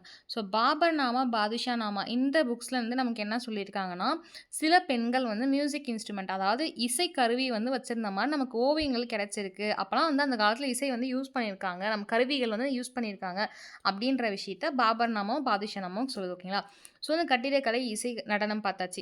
ஸோ அடுத்த டாபிக் உங்களுக்கே தெரிஞ்சிருக்கும், இலக்கியம். ஓகேங்களா, ஸோ இந்த இலக்கியம்ல என்ன அப்படின்னு பார்த்தீங்கன்னா, என்னென்ன இலக்கியங்கள் பொறுத்த வரைக்கும் என்னென்ன லாங்குவேஜஸ் இருந்துச்சுன்னா பாரசீகம். பிகாஸ் நான் ஃபஸ்ட்டே சொன்ன மாதிரி பாபருக்கு துருக்கி இதெல்லாம் தெரியும். ஓகே, துருக்கியில் தான் அவருடைய சுயசரிதையான துசுக்கி பாபரி எழுதுவார். ஓகேங்களா, ஸோ அதை தான் என்ன பண்ணுவார்னா, அக்பர் வந்துட்டு எம்பா நீ கொஞ்சம் அதை மாற்றி கூட எனக்கு பாரசீகத்தில் மொழிபெயர்த்து கூட நான் வச்சுக்கிறேன்னு சொல்லிட்டு அவர் வந்து மொழிபெயர்த்து வச்சுப்பார். ஓகேங்களா, ஸோ அப்துல் ஃபசல் சம்திங் அவர்கிட்ட சொல்லி மொழிபெயர்த்து இந்த பாரசீகத்தில் வச்சுப்பாரு. ஸோ மகாபாரதத்தையும் பாரசீகில் மொழிபெயர்ப்போம். ஸோ உங்களுக்கு தெரிஞ்சிருக்கும் பாரசீகம் இருந்திருக்குன்னு சொல்லிட்டு. துருக்கி வந்து பாபரோடவே ஸ்டாப் ஆயிரும். ஸோ பெருசாக வராது, அவருக்கு முன்னாடி ஸ்டாப் ஆனதால. ஸோ துருக்கி வந்து இன்கேஸ் இருக்கலாம், ஒரு 5 to 10% வந்து துருக்கியோட ஸ்டைல்ஸ் இருக்கும். பட் ஆனால் அந்தளவுக்கு துருக்கியோட தாக்கம் இருக்காது. ஓகேங்களா, ஸோ வேறு என்ன அப்படின்னு பார்த்தீங்கன்னா, சில பிராந்திய மொழிகள்லாம் இருந்துச்சு. ஓகேங்களா, என்ன பிராந்திய மொழிகள்லாம், ஸோ உள்ளூர் மொழிகளில் இருந்திருக்கும். ஸோ உள்ள பக்கத்தில் நெய்பர் கண்ட்ரிஸ்ன்னு சொல்லுவோம். ஸோ அந்த மாதிரி மொழிகள் எல்லாம் வந்துட்டு வளர்ச்சி அடைந்த காலம் தான் முகலாயர்களுடைய காலம். ஸோ இதை தவிர்த்து சமஸ்கிருதம் அப்படின்ற மொழியுமே இருந்ததான். ஓகேங்களா, ஸோ வந்து மகாராஷ்டிரி, மராத்தி அந்த மாதிரிலாம் பேசிகிட்டு இருப்பாங்க. ரஜபுத்திரர்கள் பொறுத்த வரைக்கும் ராஜஸ்தான் அந்த மாதிரி அவங்களும் சௌராஷ்டிர அந்த மாதிரி சில லாங்குவேஜ் பேசியிருந்தாலுமே அஃபிஷியலாக எழுதக்கூடிய எல்லா இலக்கிய நூல்களுமே என்ன இருந்துச்சுன்னா, முஸ்லீம்களால் எழுதப்பட்ட இலக்கிய நூல் பாரசீகமாகவும், இந்துக்களால் எழுதப்பட்ட நூல் எல்லாம் சமஸ்கிருதத்துலேயும் இருந்துச்சு அப்படின்னு சொல்கிறாங்க. ஓகேங்களா, ஸோ இலக்கியம் பொறுத்த வரைக்கும் பாரசீகம், சமஸ்கிருதம், ஸோ சின்ன சின்ன அந்த ஊர்களில் இருக்கக்கூடிய லோக்கல் லாங்குவேஜஸ்லாம் இருந்துச்சுன்னு சொல்கிறாங்க. ஸோ வேறு என்ன அப்படின்னு பார்த்தீங்கன்னா, நமக்கு அஃபிஷியலாக கவர்மெண்ட் லாங்குவேஜ்னு சொல்லுவோம். பார்த்தீங்களா, நமக்கு இந்தியாவை பொறுத்த வரைக்கும் எதுவுமே கவர்மெண்ட் லாங்குவேஜ் இல்லை. Before once upon the time வந்து நமக்கு ஹிந்தி அப்படின்னு சொல்லிட்டு இருந்தாங்க. பட் ஆனால் இப்போ ஹிந்தியுமே இல்லை, நமக்கு வந்து அஃபிஷியலே கிடையாது. நமக்கு வந்து எந்த லாங்குவேஜுமே, ஆனால் எல்லா கண்ட்ரீஸ்க்குமே ஒரு அஃபிஷியல் லாங்குவேஜ் இருக்கும். அதே மாதிரி நிர்வாக மொழி அப்படின்னு சொல்லுவோம். பார்த்தீங்கன்னா, அந்த கவர்மெண்ட் லாங்குவேஜாக இந்த மொழி என்ன முகலாயர்கள் கிட்ட அப்படின்னா பாரசீகம். ஓகேங்களா, தெரிஞ்சுக்கோங்க. இந்த கொஷின் டிஎன்பிசியில் கேட்டிருக்காங்க. ஸோ பாரசீக மொழி தான் வந்து நிர்வாக மொழியாக வந்து முகலாயர்கிட்ட இருந்தது அப்படின்னு சொல்கிறாங்க. ஸோ இது மட்டும் இல்லாமல் அபுல் ஃபசல் இருக்கார் பார்த்தீங்களா, அந்த அபுல் ஃபசல் என்ன பண்ணுறாருனா, அக்பருடைய அதாவது அக்பருடைய அட்மினிஸ்ட்ரேஷன் ஆகட்டும், நிர்வாகமாகட்டும், அவருடைய ரஜபுத்திரரை பற்றி இன்ஸ்பயர் ஆகிப்போ அவங்க உறவுகள் நல்ல ஒரு கொஞ்சம் வச்சுருந்துருப்பார். ஓகேங்களா, ஹிந்துஸ் மீது, ரஜபுத்திரர்கள் மீது அதோடைய தாக்கங்களாகட்டும், அவர் வந்து இந்த தீனி இலாகிலாம் உருவாக்குவார், மத கொள்கைலாம். ஸோ இதெல்லாம் பற்றி வந்து ஒருத்தர் எழுதுவார். ஓகேங்களா, ஸோ அப்படி தான் அபுல் ஃபசல்னு சொல்லுவாங்க. அவர் என்ன பண்ணுறாருனா, அக்பர் நாமா அப்படின்ற ஒரு நூலை வந்துட்டு அக்பருடைய வரலாற்றை ஃபுல்லும் எழுதி அவன் தொகுத்து வழங்குவார். ஓகேங்களா, அவர் பேர் தான் அபுல் ஃபசல்னு சொல்லுவாங்க. ஸோ வேறு என்ன அப்படின்னு பார்த்தீங்கன்னா, ஐனி அக்பரி அப்படின்னு சொல்லுவாங்க. நல்லா புரிஞ்சுக்கோங்க, அக்பரை பற்றி 2 நூல் இருக்கும். ஒன்று அக்பர் நாமா, இன்னொன்று ஐனி அக்பரி. ஓகேங்களா, ஸோ நம்ம வந்து குவாலியரில் தான்சேன் பற்றி படித்தோம்ல, இசைக்கலைஞர், அவரை பற்றி சொன்னது ஐனி அக்பரி. ஏன்னா நீங்கள் எப்படி கொஷின் கேட்டாலும் சொல்லணும், அக்பரை பற்றி பர்சனலைஸ்டாக வரலாறு எழுதுனது மேபி அது லவ்வாக இருக்கலாம், இல்லை அவருடைய தனிப்பட்ட கருத்துக்களாக இருக்கலாம். அவரை பற்றியான வரலாறு எழுதுனது ஃபுல்லுமே, அதாவது புறநானூறு, அகநானூறுன்னு சொல்லுவோம்ல, அகம்னா உள்ளே இருக்க வாழ்க்கை, இல்வாழ்க்கை குறிக்கிறது, புறம்னா வீரம், அதே சேம் தான் அக்பரை வந்து இங்கே இம்ப்ளிமெண்ட் பண்ணி பிரிச்சிருப்பாங்க. ஏன்னா அக்பர் நாமா, ஐனி அக்பரின்னு 2 இருக்கும். அக்பர் நாமாவை பொறுத்த வரைக்கும் என்ன அப்படின்னு பார்த்தீங்கன்னா வந்துட்டு ஃபுல்லுமே அவருடைய வரலாறை மட்டும் எழுதியிருப்பாங்க. ஓகேங்களா, அதுவே ஐனி அக்பரி அப்படின்னு பார்த்தா நிர்வாகம். ஓகேங்களா, ஸோ முகலாயர் நிர்வாகம் எப்படி இருந்தது, ஷெஷாசுரி கிட்டேருந்து அக்பர் வந்து இந்த ரெவன்யூ, ஓகேங்களா, நிலவருவாய் திட்டம், நிலவருவாயில் இந்த ரெவன்யூடைய இதெல்லாம் எப்படி எடுத்துக்கிட்டாரு அப்படின்னு சொல்லிட்டு அதை எழுதியிருப்பாங்க. ஓகேங்களா, ஸோ அவரை தாண்டி அவர் நிர்வாகம் எப்படி செஞ்சார், முகலாயர்கள் நிர்வாகம் எப்படி செஞ்சாங்க, இவர் எந்தளவுக்கு போர் பண்ணாங்க அப்படின்ற விஷயம் எல்லாம் ஐனி அக்பரியில் இருக்கும். ஓகேங்களா, ஸோ இது 2மே தெரிஞ்சுக்கோங்க. வேறு என்ன அப்படின்னு பார்த்தீங்கன்னா, அப்துல் ஹமீது லகோரி அப்படின்னு ஒருத்தர் இருப்பார். ஓகேங்களா, அவரும் முகமது வரிஸ் அப்படின்றவங்க என்ன பண்ணுறாங்கன்னா இணைஞ்சி ஷாஜகானுடைய வாழ்க்கையை வந்து வரலாறாக எழுதுறாங்க. அது பேர் தான் பாதுஷா நாமா. நான் மேலே சொன்னேன்னா பாபர் நாமா அப்படின்றது துசுக்கி பாபரி வந்து தழுவி எழுதுவாங்க, தமிழாக்கம் செஞ்சு பாதுஷா நாமா அப்படின்ற மாதிரி நம்ம புக்ஸ் எல்லாம் கொடுத்துருப்பாங்கன்னு சொல்லிட்டு, அதை வந்துட்டு யார் எழுதியிருப்பார், அவருடைய சுயசரிதை அவரே எழுதியிருப்பார். பாரசீகத்தில் லேட்டர் டேஸில் அக்பரால் சொல்லி, அக்பர் வந்து அவ்வளோ படிக்க மாட்டார். நீங்கள் அந்த ஜோதா அக்பர்லாம் பார்த்துருந்தீங்கன்னா தெரிஞ்சிருக்கும், அந்த அளவுக்கு வந்து அவர் வந்து கல்வியில் சிறந்தவர் இல்லை. ஓகேங்களா, ஸோ ஆனால் வந்துட்டு அதே மாரி பாதுஷா நாமா அப்படின்றது ஷாஜகானுடைய வாழ்க்கை வரலாறு எழுதுறாங்க. யாருன்னா 2 பேர். லகோரி அவர்களும், வரீஸ் அவர்களும். ஓகேங்களா? யாரு? அப்துல் ஹமீத் லகோரி அவர்களும், முகமது வரீஸ் அவர்களும். ஓகேங்களா? ஸோ வந்து இந்த பேர் ஞாபகம்னா கோரி, வரின்னு மட்டும் ஞாபகம் வச்சுக்கோங்க. ஏன்னா கோரி, வரி. ஓகேங்களா? ஸோ அப்துல் ஹமீத் லகோரி, முகமது வரீஸ். ஸோ இவங்க வந்து ஷாஜகானுடைய வாழ்க்கை வரலாறு எழுதுறாங்க. அதுதான் அதுக்கு ஒரு பேர் இருக்கிறாங்க. பாதுஷா நாமா அப்படின்னு ஒரு பேர் இருக்காங்க. இந்த பாதுஷா நாமாக்கு ஒரு எக்ஸாம்பிளா ஒரு விஷயத்த எடுத்துக்கிறாங்களாம். ஏன் அப்படின்னு என்ன விஷயத்த எடுத்துக்கிறாங்க? அவங்க வந்து ஒரு கவிஞர் தானே அப்படியே எழுதலாமே அப்படின்னு கேட்டா, இல்ல. ஐனி அக்பரி சொன்னோம் பார்த்தீங்களா? அந்த ஐனி அக்பரிய வந்து முன்னுதாரணமா கொண்டு எழுதுறாங்களாம். ஓகேங்களா? ஏன்னா முகலாயர்கள்லே அக்பர் அப்படின்னு சொல்லக்கூடிய ஒருத்தர் தான். ன்றது ஒரு பெரிய விஷயம் ஓகேங்களா? ஸோ அந்த அதாவது அத யூஸ் பண்ணி ரொம்ப சிறந்தவர் அப்படின்றதுக்கு யூஸ் பண்ணுவோம் ஓகேங்களா? யுனிவர்ஸ்ல இருக்கிற நெறைய விஷயத்துக்கு யூஸ் பண்ணுவோம். ஸோ அந்த மாரி இருக்கக்கூடிய அவரு எவ்ளோ பெரிய ஆளு. ஸோ நம்ம அவர வந்து அவர் எழுதின அந்த ஐனி அக்பர் அவர் எழுதல. அவர பத்தி எழுதின அந்த ஐனி அக்பரே ஒரு முன்னுதாரணமா எடுத்துக்கலாம் அப்படின்னு சொல்லிட்டு, அத வந்து முன்னுதாரணமா எடுத்துட்டு தான் அந்த பாதுஷா நாமாவ எழுதியிருப்பாங்க. யாருன்னா, இந்த லாஹோரி வாரிஸ் அவர்கள் ஓகேங்களா? ஸோ வேற என்ன அப்படின்னு பார்த்தீங்கன்னா, இந்த ஷாஜகான் ஆ இந்த ஷாஜகான் இருக்கார் பார்த்தீங்களா? அந்த ஷாஜகான் நாமா வந்து படைத்தவர் யாரு அப்படின்னு பார்த்தீங்கன்னா, இனாயத் கான் ஓகேங்களா? ஸோ இந்த இடத்துல நீங்க நல்லா புரிஞ்சுக்கோங்க. ஷாஜகானுடைய வாழ்க்கை வரலாற வந்து எழுதுனது பாதுஷா நாமா. அந்த நூலுடைய பேரு பாதுஷா நாமா. 2 பேர் எழுதுறாங்க. லகோரி வரிஸ். அதுவே ஷாஜகான் நாமா அப்படின்னு வந்து ஒரு விஷயத்த வந்து படைக்கிறாங்க. அவருடைய பேர் என்ன? இனாயாத் கான் ஓகேங்களா? ஸோ இந்த 2 விஷயத்துக்கும் கன்ஃப்யூஷன் வேணாம். ஏன்னா வந்து படைத்தவர் வேற, எழுதினவர் வேற. பாதுஷா நாமா வேற, அதான் ஷாஜகான் நாமா வேற ஓகேங்களா? ஸோ இது வரைக்கும் இருக்கு. நம்ம பார்த்தது இப்ப பாபர் பத்தி பார்த்துட்டோம். துசுகி பாபரி. நெக்ஸ்ட் வந்து ஜஹாங்கீர் வந்துட்டு ஜஹாங்கீர் வரமாட்டாருங்க. அக்பர பத்தி பார்த்துருப்போம். அதுக்கப்புறமேட்டுக்கா வந்து பார்த்தீங்கன்னா வந்து ஷாஜகான் பத்தி பார்த்துருப்போம்.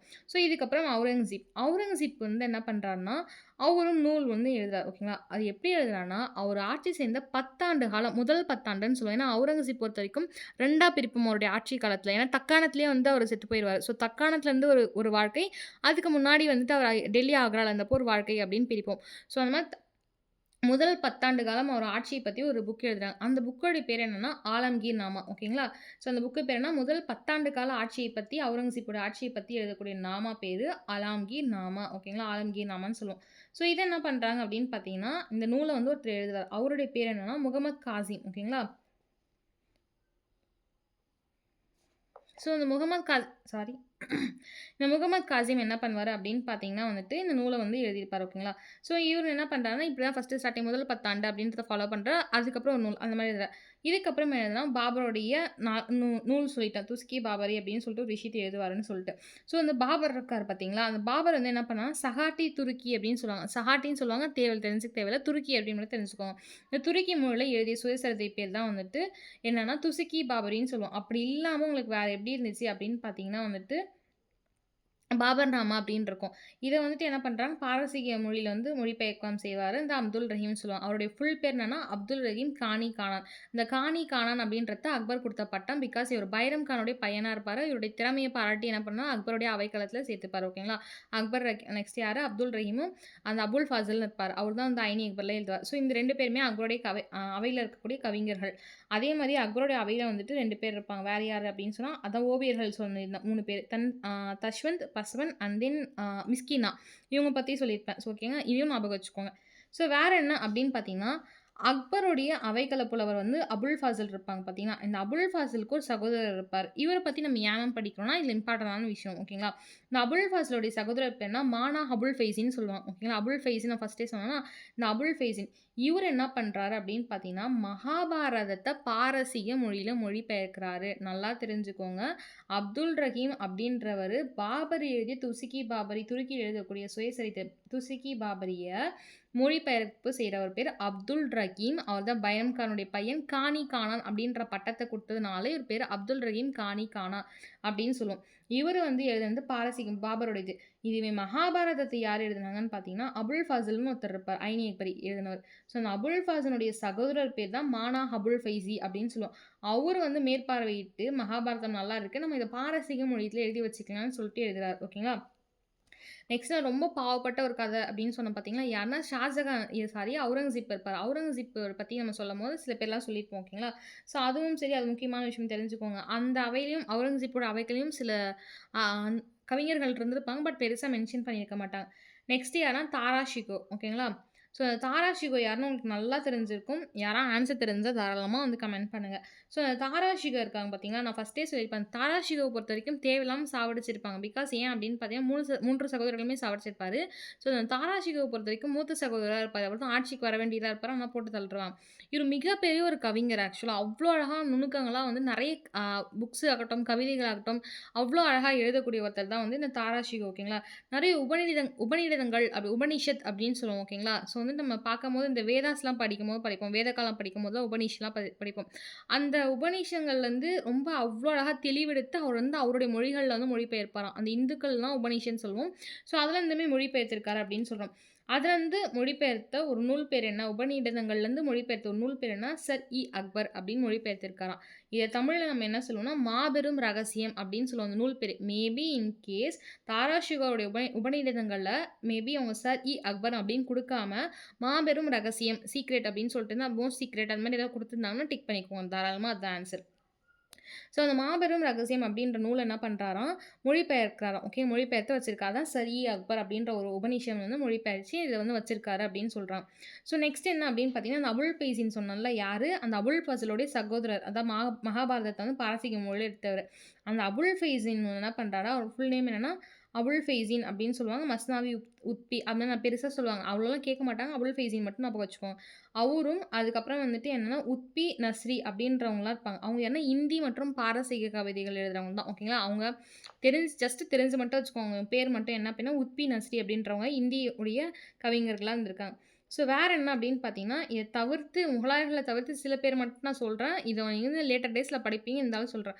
கல்கானர்ன்னு ஒருத்தர் சொல்லியிருப்பீங்க. ராஜதரங்கணின்னு சொல்லுவோம் பார்த்தீங்களா? ரா இந்த ராஜதரங்கணி ஆகட்டும், இல்ல ராஜவலி பதாகா அப்படின்னு சொல்லுவோம். ஸோ இதெல்லாம் அந்த ராஜவலி பதாகான்னு கேட்டாலும் ஒண்ணு, ராஜதரங்கிணின்னு கேட்டாலும் ஒண்ணு. ஸோ இத வந்து என்ன பண்றாங்க அப்படின்னு பார்த்தீங்கன்னா வந்து, காஷ்மீருடைய வரலாற ஸோ இந்த கேள்வி நெறைய டைம் நெறைய எக்ஸாம்ல கேட்டிருப்பாங்க. கல்கானர் வந்துட்டு எத பத்தி எழுதுவார்னா, காஷ்மீருடைய முழுமையான வரலாற பத்தி எழுதியிருப்பாரு. அது பேர் என்ன? ராஜவலி பதாகா அப்படின்னு சொல்லுவாங்க. இந்த நூல அக்பருடைய ஆட்சி காலத்துல என்ன பண்றாங்கன்னா வந்துட்டு, பிரக பிரககப்பட்டரால வந்துட்டு என்ன பண்றாங்க, தொகுக்குறாங்க. பிரககப்பட்டர் அப்படின்னு ஒருத்தர் இருந்திருக்காரு. அவர வச்சு இவருடைய கல்கானருடைய எழுதிய ராஜதரங்கிணி அல்லது ராஜவழி பதகா அப்படின்ற நூல அக்பருடைய காலத்துல நல்லா பார்த்துக்கோங்க. அக்பருடைய காலத்துல பிரகபட்டகர் அப்படின்ற ஒருத்தர வச்சு தொகுக்குறாங்க. ஓகேங்களா? ஸோ கொஸ்டின் வந்து எப்படி வேணாலும் கேட்கலாம். ஆனா பிரகபட்டகர் அப்படின்றவர தெரிஞ்சு வச்சுக்கோங்க. ஸோ வேற என்ன அப்படின்னு பார்த்தீங்கன்னா, அக்பருடைய காலத்தில வானியல் அறிஞர்கள் நெறைய பேர் இருந்திருக்காங்களாம். பேர் என்ன அப்படின்னு பார்த்தீங்கன்னா, நீலகண்ட, தஜினிகனி லகந்தி அப்படின்னு சொல்லிட்டு 2 பேர் இருந்திருக்காங்க. யாரு? நீலகண்ட, தஜினிகனி லகந்தி அப்படின்றவங்க வந்து வானில் ஆய்வாளர்களா இருந்திருக்காங்க. வானில் ஆய்வு செஞ்சு சில நூல்களுமே அவங்க படைச்சிருக்காங்க வானியல பத்தி. ஸோ ஷாஜகானுடைய அவை புலவர்ல சில பேர் இருந்திருக்காங்க. அவங்களும் சிறப்புக்குரிய ஒரு நூல் எழுதியிருக்காங்க அப்படின்னு சொல்லலாம். ஸோ யாரு அப்படின்னு பார்த்தீங்கன்னா, ஜெகநாத பண்டிதர் அப்படின்னு சொல்லிட்டு ஒருத்தர் இருந்திருக்காங்க. ஓகேங்களா? ஜெகநாத பண்டிதர் ரசகங்காதர் அப்படின்னு சொல்லுவோம் அவரோட ஃபுல் நேம். ஸோ அந்த மாரி ஜெகநாதன் மட்டும் ஞாபகம் வச்சுக்கோங்க. அவர் வந்து ஷாஜகான் ஒரு அவையில வந்து ரொம்ப சிறப்பான ஒரு நூல் படைப்பாளரா இருந்திருக்காரு அப்படின்னு சொல்றாங்க.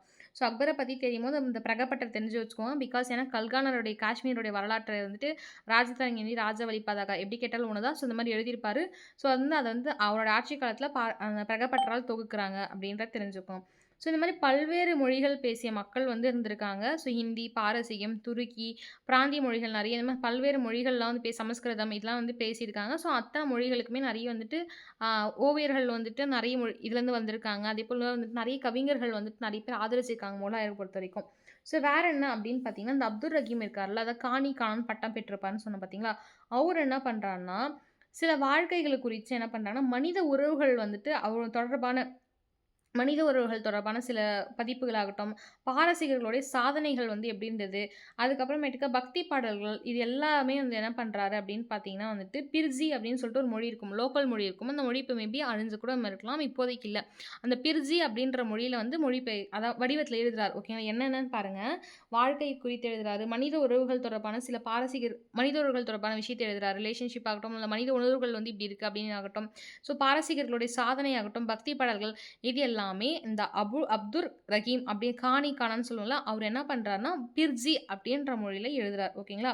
ஸோ நெக்ஸ்ட்டு பார்த்தீங்கன்னா, இவங்க எல்லாத்தையும் படிக்கும்போது கண்டிப்பா உங்க மைண்ட்ல இவர் வந்திருக்கும் துக்காராம். இந்த துக்காராம் என்ன பண்றாங்கன்னா, கடவுள் கோட்பாடுன்னு சொல்லுவோம் பார்த்தீங்கன்னா, ஒரு கடவுள் கோட்பாடுன்னு சொல்லுவோம். நெறைய பேர் பார்த்தீங்கன்னா, துக்காராம் ஆகட்டும், ராமதாஸ் ஆகட்டும், ராமானுஜர் ஆகட்டும், கபீர் ஆகட்டும், நெறைய பக்தி பாடல்கள் சொல்றவங்க ஆகட்டும், இல்ல வந்து ராஜாராம் மோகன் ராய் நீங்க 80ஸ்ல வந்து அந்த 90ஸ், 80ஸ் அந்த டைம்ல படிக்கிறதாகட்டும், அவங்க எல்லாமே வந்துட்டு ஒரு கடவுள் கோட்பாடா பயங்கரமா இருந்திருப்பாங்க. உருவ வழிபாட்ட வந்து எதிர்த்திருப்பாங்க. ஓகேங்களா? அந்த பக்தி பாடல்கள் எழுதுறவங்க எல்லாமே. ஸோ இந்த துக்காராம் பொறுத்தவரைக்கும் என்ன பண்றாங்கன்னா, நெறைய ஒரு கடவுள் கோட்பாட்ட வந்து ஆதரிப்பாங்க. கிருஷ்ணர் ஆகட்டும், விஷ்ணு ஆகட்டும், சிவன் ஆகட்டும், அவங்களுக்கு ஒரு கடவுள் பிடிச்சிருக்கும். அத வந்து ஆதரிப்பாங்கன்னு சொல்றாங்க. நெக்ஸ்ட் என்ன அப்படின்னு பார்த்தீங்கன்னா, மகாபாரதம், ராமாயணம் இருக்கு பார்த்தீங்களா?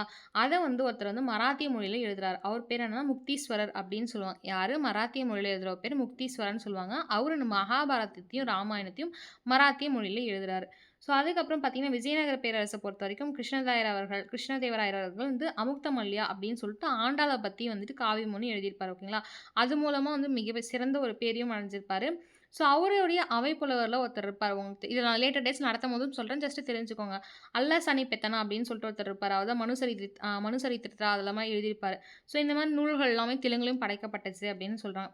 ஸோ அசாமிய மொழியில வேற என்ன அப்படின்னு பார்த்தீங்கன்னா, ஸோ மராத்திய மொழியில மகாபாரதத்தையும், ராமாயணத்தையும் எழுதியவர் முக்தீஸ்வரன் படிச்சுட்டோம். ஓகேங்களா? ஸோ முக்தி கிடைச்சதுனால மராத்தியத்தில எழுதினாருன்னு ஞாபகம் வச்சுக்கோங்க. ஸோ அசாமிய மொழியில பார்க்கும்போது சங்கரதேவர் அப்படின்னு சொல்லிட்டு ஒருத்தர் இருப்பார். ஓகேங்களா? அவர் நெறைய பக்தி பாடல்கள், இலக்கியங்கள்லாம் படைக்க ஆரம்பிக்கிறாங்க. ஸோ கிருஷ்ணருக்கும் ராதைக்குமான காதல அழகா சித்தரிச்சு கவிதையா ஒருத்தர் எழுதுறாரு. அவர் பேர் என்ன? சைதன்யா வழிபாடு. ஓகேங்களா? ஸோ சைதன்யா வழிபாடு முறைய வந்து வங்காள இலக்கியத்தில நம்ம பார்க்கலாம். ஓகேங்களா? ஸோ கிருஷ்ணருக்கும் ராதைக்கும் காதல் உண்டானது. அந்த காதல அழகா சித்தரிச்சு கவிதை மூலியமா எழுதுற ஒரு பேர் தான் சைதன்யான்னு சொல்லுவாங்க. அதோடைய வழிபாட்டு பேர் தான் சைதன்ய வழிபாடு அப்படின்னு சொல்லுவாங்க. வங்காள இலக்கியங்கள்ல நெறைய இத பத்தி இருக்கும் அப்படின்னு சொல்றாங்க. ஸோ வேற என்ன அப்படின்னு பார்த்தீங்கன்னா, நம்ம அந்த குரு அர்ஜுன் சிங், குரு கோவிந்த் சிங்லாம் படிப்போம்ல. அந்த குரு அர்ஜுன் சிங் அப்படின்றவர் ஒரு சீக்கியர். அவரு என்ன பண்றாருன்னா, சீக்கியர் வந்து புனித நூல் இருக்கும் பார்த்தீங்கன்னா, குரு கிரந்தம் அப்படின்னு சொல்லுவோம்ல. அந்த குரு கிரந்தத்துடைய கோட்பாடு என்ன? ஒரு கடவுள் கோட்பாடுன்னு சொல்லுவாங்க. அதாவது அந்த ஒரு கடவுள்னா, அந்த ஒரு கடவுள் மீது மட்டும் நம்பிக்கை கொண்டு இருக்கிறது தான் ஒரு கடவுள் கோட்பாடுன்னு சொல்லுவாங்க. வேற யாருமே பெருசா கும்பிட மாட்டாங்க. ஸோ அத வந்து அந்த குரு அர்ஜுன் சிங் வந்து தொகுக்கிறாரு. ஓகேங்களா? ஸோ வேற என்ன அப்படின்னு பார்த்தீங்கன்னா, ஷேக் பரீத் அப்படின்னு சொல்லிட்டு ஒருத்தர் இருப்பாரு. அவரு வந்து என்ன பண்றாருன்னா, இந்த கிரந்தம் இருக்கு பார்த்தீங்களா? அதாவது குரு கிரந்தம் இருக்கு பார்த்தீங்களா? புனித நூல். சீக்கியர்களுடைய இந்த சீக்கியர்களுடைய புனித நூல என்ன பண்றாருன்னா, பஞ்சாபி மொழியில வந்து பாடலா வந்து இயற்றி பரிணாம வளர்ச்சி வந்து கொடுக்குறார். ஓகேங்களா? ஸோ மராத்தி பொறுத்தவரைக்கும் முக்தீஸ்வரர் மகாபாரதத்தையும், ராமாயணம் எடுக்குறாரு. அதேபோல விஜயநகர் வந்து நான் லேட்டரா சொல்றேன். அசாம் பொறுத்தவரைக்கும் சங்கராதேவர் வந்துட்டு எடுக்குறார். ஓகேங்களா? பாடல்கள், பக்தி பாடல்கள் எடுக்குறாங்க.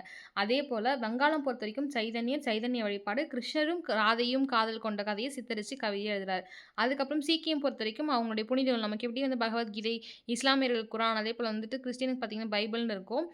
அதே மாரி சீக்கியர்களுக்கு வந்து பார்த்தீங்கன்னா குரு கிரந்தம் அப்படின்னு சொல்லுவோம். அத வந்து இந்த குரு அர்ஜுன் சிங் வந்து தொகுக்கிறார். ஓகேங்களா? அப்புறம் அத வந்து ஷேக் பரீத் அப்படின்ற ஒருத்தர் என்ன பண்றாருன்னா, பஞ்சாபி மொழியில பாடலா வந்து வெளியிடுறார். ஓகேவா? ஸோ இந்த மாரி பரிணாம வளர்ச்சி பக்தி காலங்கள்லாம் வந்து முகலாயர்களுக்கு அப்புறம் இப்படி வளர்ந்துட்டே இருக்கு. அவருடைய சமகாலத்திலயும் இந்த மாரி வளர்ந்துட்டு இருக்கு அப்படின்னு சொல்றாங்க ஒவ்வொரு ஊர்கள்ல. ஸோ இப்படி இருக்கும்போது நம்ம என்ன படிக்கணும், தமிழ பத்தி இதில ஒரு வார்த்தை குடுத்துருப்பாங்க. எத்திக்ஸ்ல என்ன குடுத்துருப்பாங்க அப்படின்னு பார்த்தீங்கன்னா, தாய்மானவருடைய சமரச சன்மார்க்கம் பத்தி குடுத்துருப்பாங்க. அவருடைய அறத்த.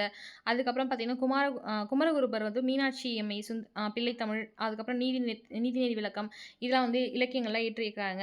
அதேபோல கிறிஸ்துவ மதத்த பார்த்தீங்கன்னா, பரப்பலரா வந்த இந்த ராபர்ட் நொபிலின்னு சொல்லுவோம். கான்ஸ்டான்டின் ஜோசப் பெஸ்கி அப்படின்னு சொல்லுவோம் பார்த்தீங்களா, அவங்க வந்து நிறைய பங்காற்றியிருக்காங்க அப்படின்னு சொல்லிட்டு இந்த இலக்கியங்கள்ல வந்து படிப்போம். ஓகேவா? ஸோ வந்து இதோட வந்து உங்களுக்கு வந்து இலக்கியம், கட்டிடக்கலை அண்ட் தென் பார்த்தீங்கன்னா, இசை, ஓவியம் இதெல்லாம் முடிஞ்சிச்சு. ஸோ இதுக்கப்புறம் ஒரு விஷயம் தெரிஞ்சுக்கணும்னா அப்படின்னா என்னன்னா, போர்கள் மட்டும் நான் சொல்றேன். போர்கள் ஜஸ்ட் இம்பார்ட்டன்டான ஈவெண்ட்ஸ் மட்டும் நான் டைம் லைன் மாரி ஒண்ணு போட்டு வச்சுக்கோங்க. ஓகேங்களா? ஸோ அக்பர் நான் அன்னைக்கு நடத்தும்போது லாஸ்ட்டா எண்ட் பண்ணியிருப்பேன். அக்பர் காலத்த தொடர்புடையவங்க கான்டெம்பரரி சமகாலத்த விட கண்டிப்பா தெரிஞ்சுக்கணும். குப்தர பொறுத்தவரைக்கும் இந்த விஷ்ணு கோபாலன் சில பேர் இருப்பாங்க. ஓகேங்களா? இலங்கை அந்த மேகவர்மன், ஸோ அதுக்கப்புறம் வந்து பல்லவர் வம்சத்துல இருந்தவர தோற்கடிச்சிருப்பாங்க. ஸோ இவங்களெல்லாம் எப்படி தெரிஞ்சு வச்சுக்கணுமோ, அக்பரோட கூட இருந்தவங்களையும் நீங்க கண்டிப்பா தெரிஞ்சு வச்சுக்கணும். யாருன்னா, இங்கிலாந்துல அக்பர் ஆட்சி செய்து இந்தியாவுல முகலாயர்களுடைய ஆட்சி நடக்கும்போது, இங்கிலாந்து பொறுத்தவரைக்கும் பேரரசி எலிசபெத் வந்து அங்க ஆட்சி செய்றாங்க. ஓகேங்களா? இங்கிலாந்தின் பேரரசி எலிசபெத். அ நீங்க எப்படி தெரியுமா கனெக்ட் பண்ணணும்? இப்ப எலிசபெத்துன்னு சொன்ன உடனே நீங்க ஜஹாங்கீர் கிட்ட இந்நேரத்துக்கு கனெக்ட் ஆயிருக்கணும். ஏன்னா, அதுக்கப்புறம் வந்து என்ன ஆகும்னா, 1600கள்ல டிசம்பர் 30, 31கள்ல வந்து இங்க வருவாங்க. இங்க ரீச் ஆயிட்டு ஜஹாங்கீர் கிட்ட கேட்பாங்க. நோ சொல்லுவாங்க. அதுக்கப்புறம் தாமஸ் அவர்கள்லாம் வந்து ஓகே சொல்லுவாங்க. ஸோ இப்ப எலிசபெத்துன்ன உடனே இங்க இங்க கனெக்ட் ஆகி என்னைக்கு இங்க வந்தாங்க? எப்ப வந்துட்டு ஸ்டார்ட் பண்ணாங்க சூரத்ல. அந்த மாரி எல்லா விஷயத்தையும் தெரிஞ்சு வச்சுக்கணும். ஓகேங்களா? ஸோ வேற யாரு அப்படின்னு பார்த்தீங்கன்னா, ஷேக்ஸ்பியர் தான். ஸோ ஷேக்ஸ்பியர் அப்படின்னும்போது இங்கிலீஷ் லிட்டரேச்சர்ல இவர படிக்காம நீங்க வந்து உள்ளயே போக முடியாது ஆக்சுவலா. அவ்ளோ ஒரு இம்பார்ட்டன்டான ஒருத்தர் தான் ஷேக்ஸ்பியர். ஓகேங்களா? நெறைய பேர் இருக்காங்க. வில்லியம் வேர்ட்ஸ்வொர்த் நெறைய பேர் இருப்பாங்க. பட் இருந்தாலும் ஷேக்ஸ்பியருடைய ரோமியோ ஜூலியட் ஆகட்டும், மெகபத் ஆகட்டும், டெம்பஸ்ட் ஆகட்டும் நெறைய கதைகள்லாம் எழுதியிருப்பாரு. ஸோ இவரு வந்துட்டு யாருன்னா, அக்பருடைய சமகாலத்தவர். நல்லா தெரிஞ்சுக்கோங்க. இந்த மாரி கேள்விகள கேட்க மாட்டாங்கன்னு சிம்பிளா விட்டுறாதீங்க. இந்த இந்த இந்த கேள்விகள் வந்து ஒரு டைம் கேட்டிருக்காங்க. ஆனா, அது ரொம்ப முன்னாடி கேட்டாங்க. 15 இயர்ஸ் பேக்ல கேட்டது டிஎன்பிஎஸ்சில இந்த கேள்விலாம். பட் இருந்தாலுமே இது ஒன்ஸ் ப்ரீவியஸ் இயர்ல வந்துருச்சு. இருந்தாலும் தெரிஞ்சுக்கோங்க. ஓகேங்களா? ஸோ அதேபோல வந்து பிரான்ஸ் நாட்ல இப்போ இங்கிலாந்து பார்த்தாச்சு எலிசபெத் இருக்காங்க. அதேபோல வந்துட்டு உங்களுக்கு இங்கிலாந்து வேற ஷேக்ஸ்பியர் பார்த்தாலும் நீங்க அங்க இருக்காங்க. வேற யாரு அப்படின்னு பார்த்தீங்கன்னா, பிரான்ஸ் பார்த்தீங்களா? அந்த பிரான்ஸ்ல போர்பன் வம்சம் அப்படின்னு சொல்லிட்டு 9த், 10த் யூனிட்ல படிப்பீங்க. ஓகேங்களா? பிரான்ஸ் நாட்ட படிக்கும்போது ஹென்ரிலாம் படிப்பீங்க. ஹென்றி 13, 16 லூயி அந்த மாரிலாம். ஸோ அந்த போர்பான் வம்சத்தை சேர்ந்த முதல் அரசர் முதல் அரசரான 4ஆம் ஹென்றின்னு ஒருத்தர் இருப்பார். அவரும் வந்து பார்த்தீங்கன்னா, அக்பருடைய சமகாலத்தவர் அப்படின்னு சொல்றாங்க. ஸோ வேற யாருன்னா, பாரசீகத்தோட சபாவி அரச வம்சம்னு ஒருத்தர் இருப்பாங்க. பாரசீகம்னு சொல்லுவோம் பார்த்தீங்களா? அந்த பாரசீகத்தில சபாவி அரச வம்சம்னு இருப்பாங்க. அந்த அரச வம்சத்தில மாபெரும் வலிமை மிக்க ஒரு அரசர் இருப்பாரு. அவர் பேர் தான் மகா அபாஸ்ன்னு சொல்லுவோம். ஓகேங்களா? அவரும் வந்து அக்பருடைய சமகாலத்தவர். மீண்டும் சொல்றேன், இங்கிலாந்து பொறுத்தவரைக்கும் பேரரசி எலிசபெத் அவர்கள், அதுக்கப்புறம் பார்த்தீங்கன்னா, கவிஞரான ஷேக்ஸ்பியர் அவர்கள் ரைட்டர். ஓகேங்களா? பிரான்ஸ பொறுத்தவரைக்கும் போர்பான் வம்சத்துடைய முதல் அரசரான 4ஆம் ஹென்றி. பாரசீகம் பொறுத்தவரைக்கும் சபாவி அப்படின்னு சொல்லிட்டு ஒரு அரச வம்சம் இருக்கும். ஓகேங்களா? அந்த அரச வம்சத்தில கூட ரொம்ப மிக்க வலிமை வாய்ந்தது. அபாஸ் அப்படின்றது உங்களுக்கு மேபி வருமான்னு தெரியல. நாங்க வந்து பிஜி படிக்கும்போது வந்துட்டு ஒரு புக்கு நம்ம ரெஃபர் பண்ணுவோம்ல நெறைய நம்ம பிஜிஎஸ்லாம் படிக்கும்போது ஹிஸ்ட்ரிஸ்ல நெறைய ரெஃபர் பண்ணுவோம். அப்படி ரெஃபர் பண்ணும்போது இவர பத்தி ஒரு காவியமே இருக்கும். ஆக்சுவலா வந்து அந்த பேர் எனக்கு மறந்துருச்சு. பட் ஆனா ஞாபகம் வந்து நான் உங்களுக்கு சொல்றேன். நல்லாருக்கும் அந்த புக்ஸ் முடிஞ்சா டைம் இருந்தா படிங்க. ஸோ அந்த அப்பாஸ் பத்தி ஒரு காவியம் இருக்கும். ஸோ இவங்க எல்லாமே அக்பருடைய காலத்துல தொடர்புடையவர்கள். ஓகேங்களா? மேபி சமகாலத்தவரா இருக்கலாம். இல்ல ஏதோ ஒரு கனெக்டட்ல வந்து இந்த பீப்பிள்ஸ் வந்து அக்பருக்கு வந்து தெரிஞ்சிருக்கலாம். இல்ல செவி வழி தகவல்லாம் வந்திருக்கலாம்.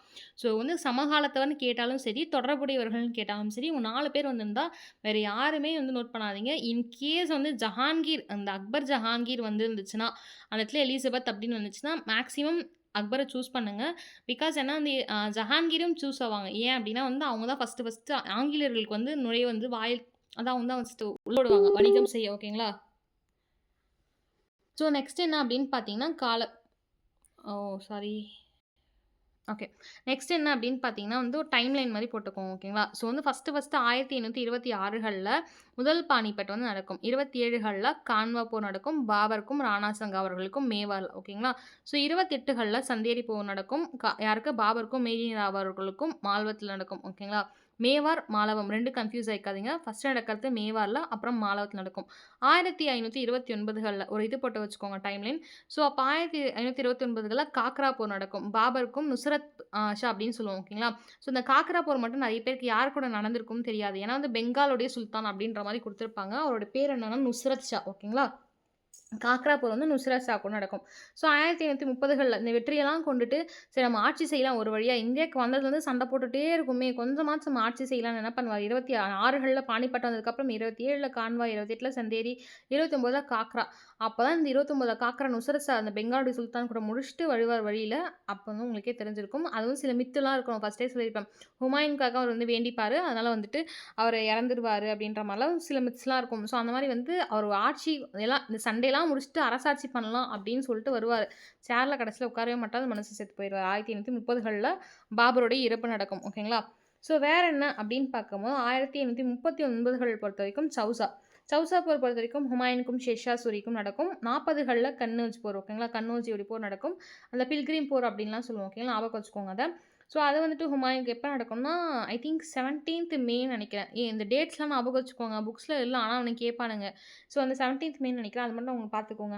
ஸோ ஏன்னா ஆல்ரெடி கேட்டுருக்காங்கன்னு நெனைக்கிறேன். அதனால எனக்கு ஞாபகம் இருக்கு. இந்த கன்னௌஜ் இப்போ 17th மே 1540 நெனைக்கிறேன். ஓகே நான் உங்களுக்கு சொல்றேன் அப்புறமா.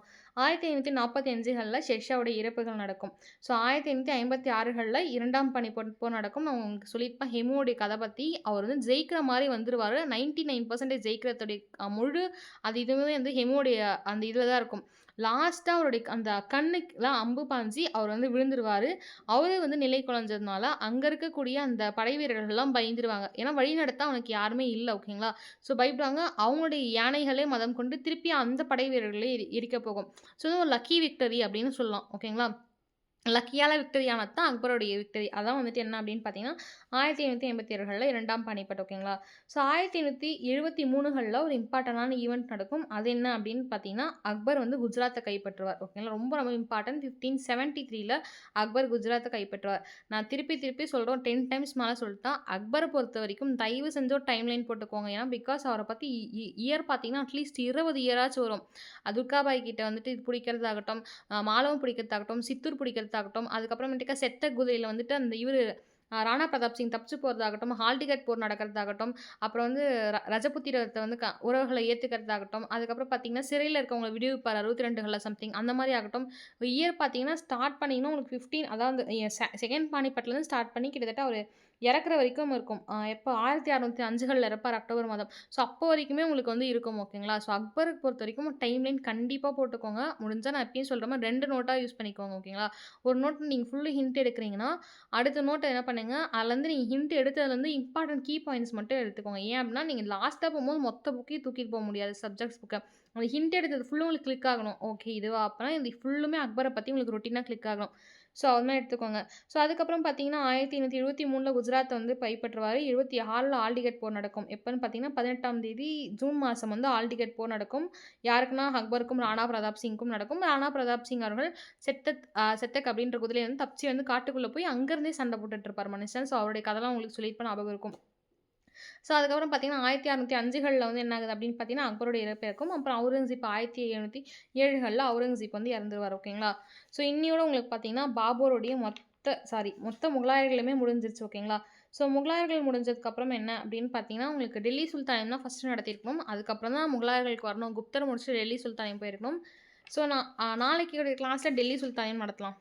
ஓகேங்களா. ஸோ, இதோட முகலாயர்களுடைய இது முடிஞ்சிச்சு. ஸோ, கிளாஸ் வந்து 1 ஹவர் ஆயிருச்சு. ஸோ, டைம் போயிட்டுருக்கு. 1 செகண்ட் வெயிட் பண்ணுங்க. கட் பண்ணிக்கிறேன்.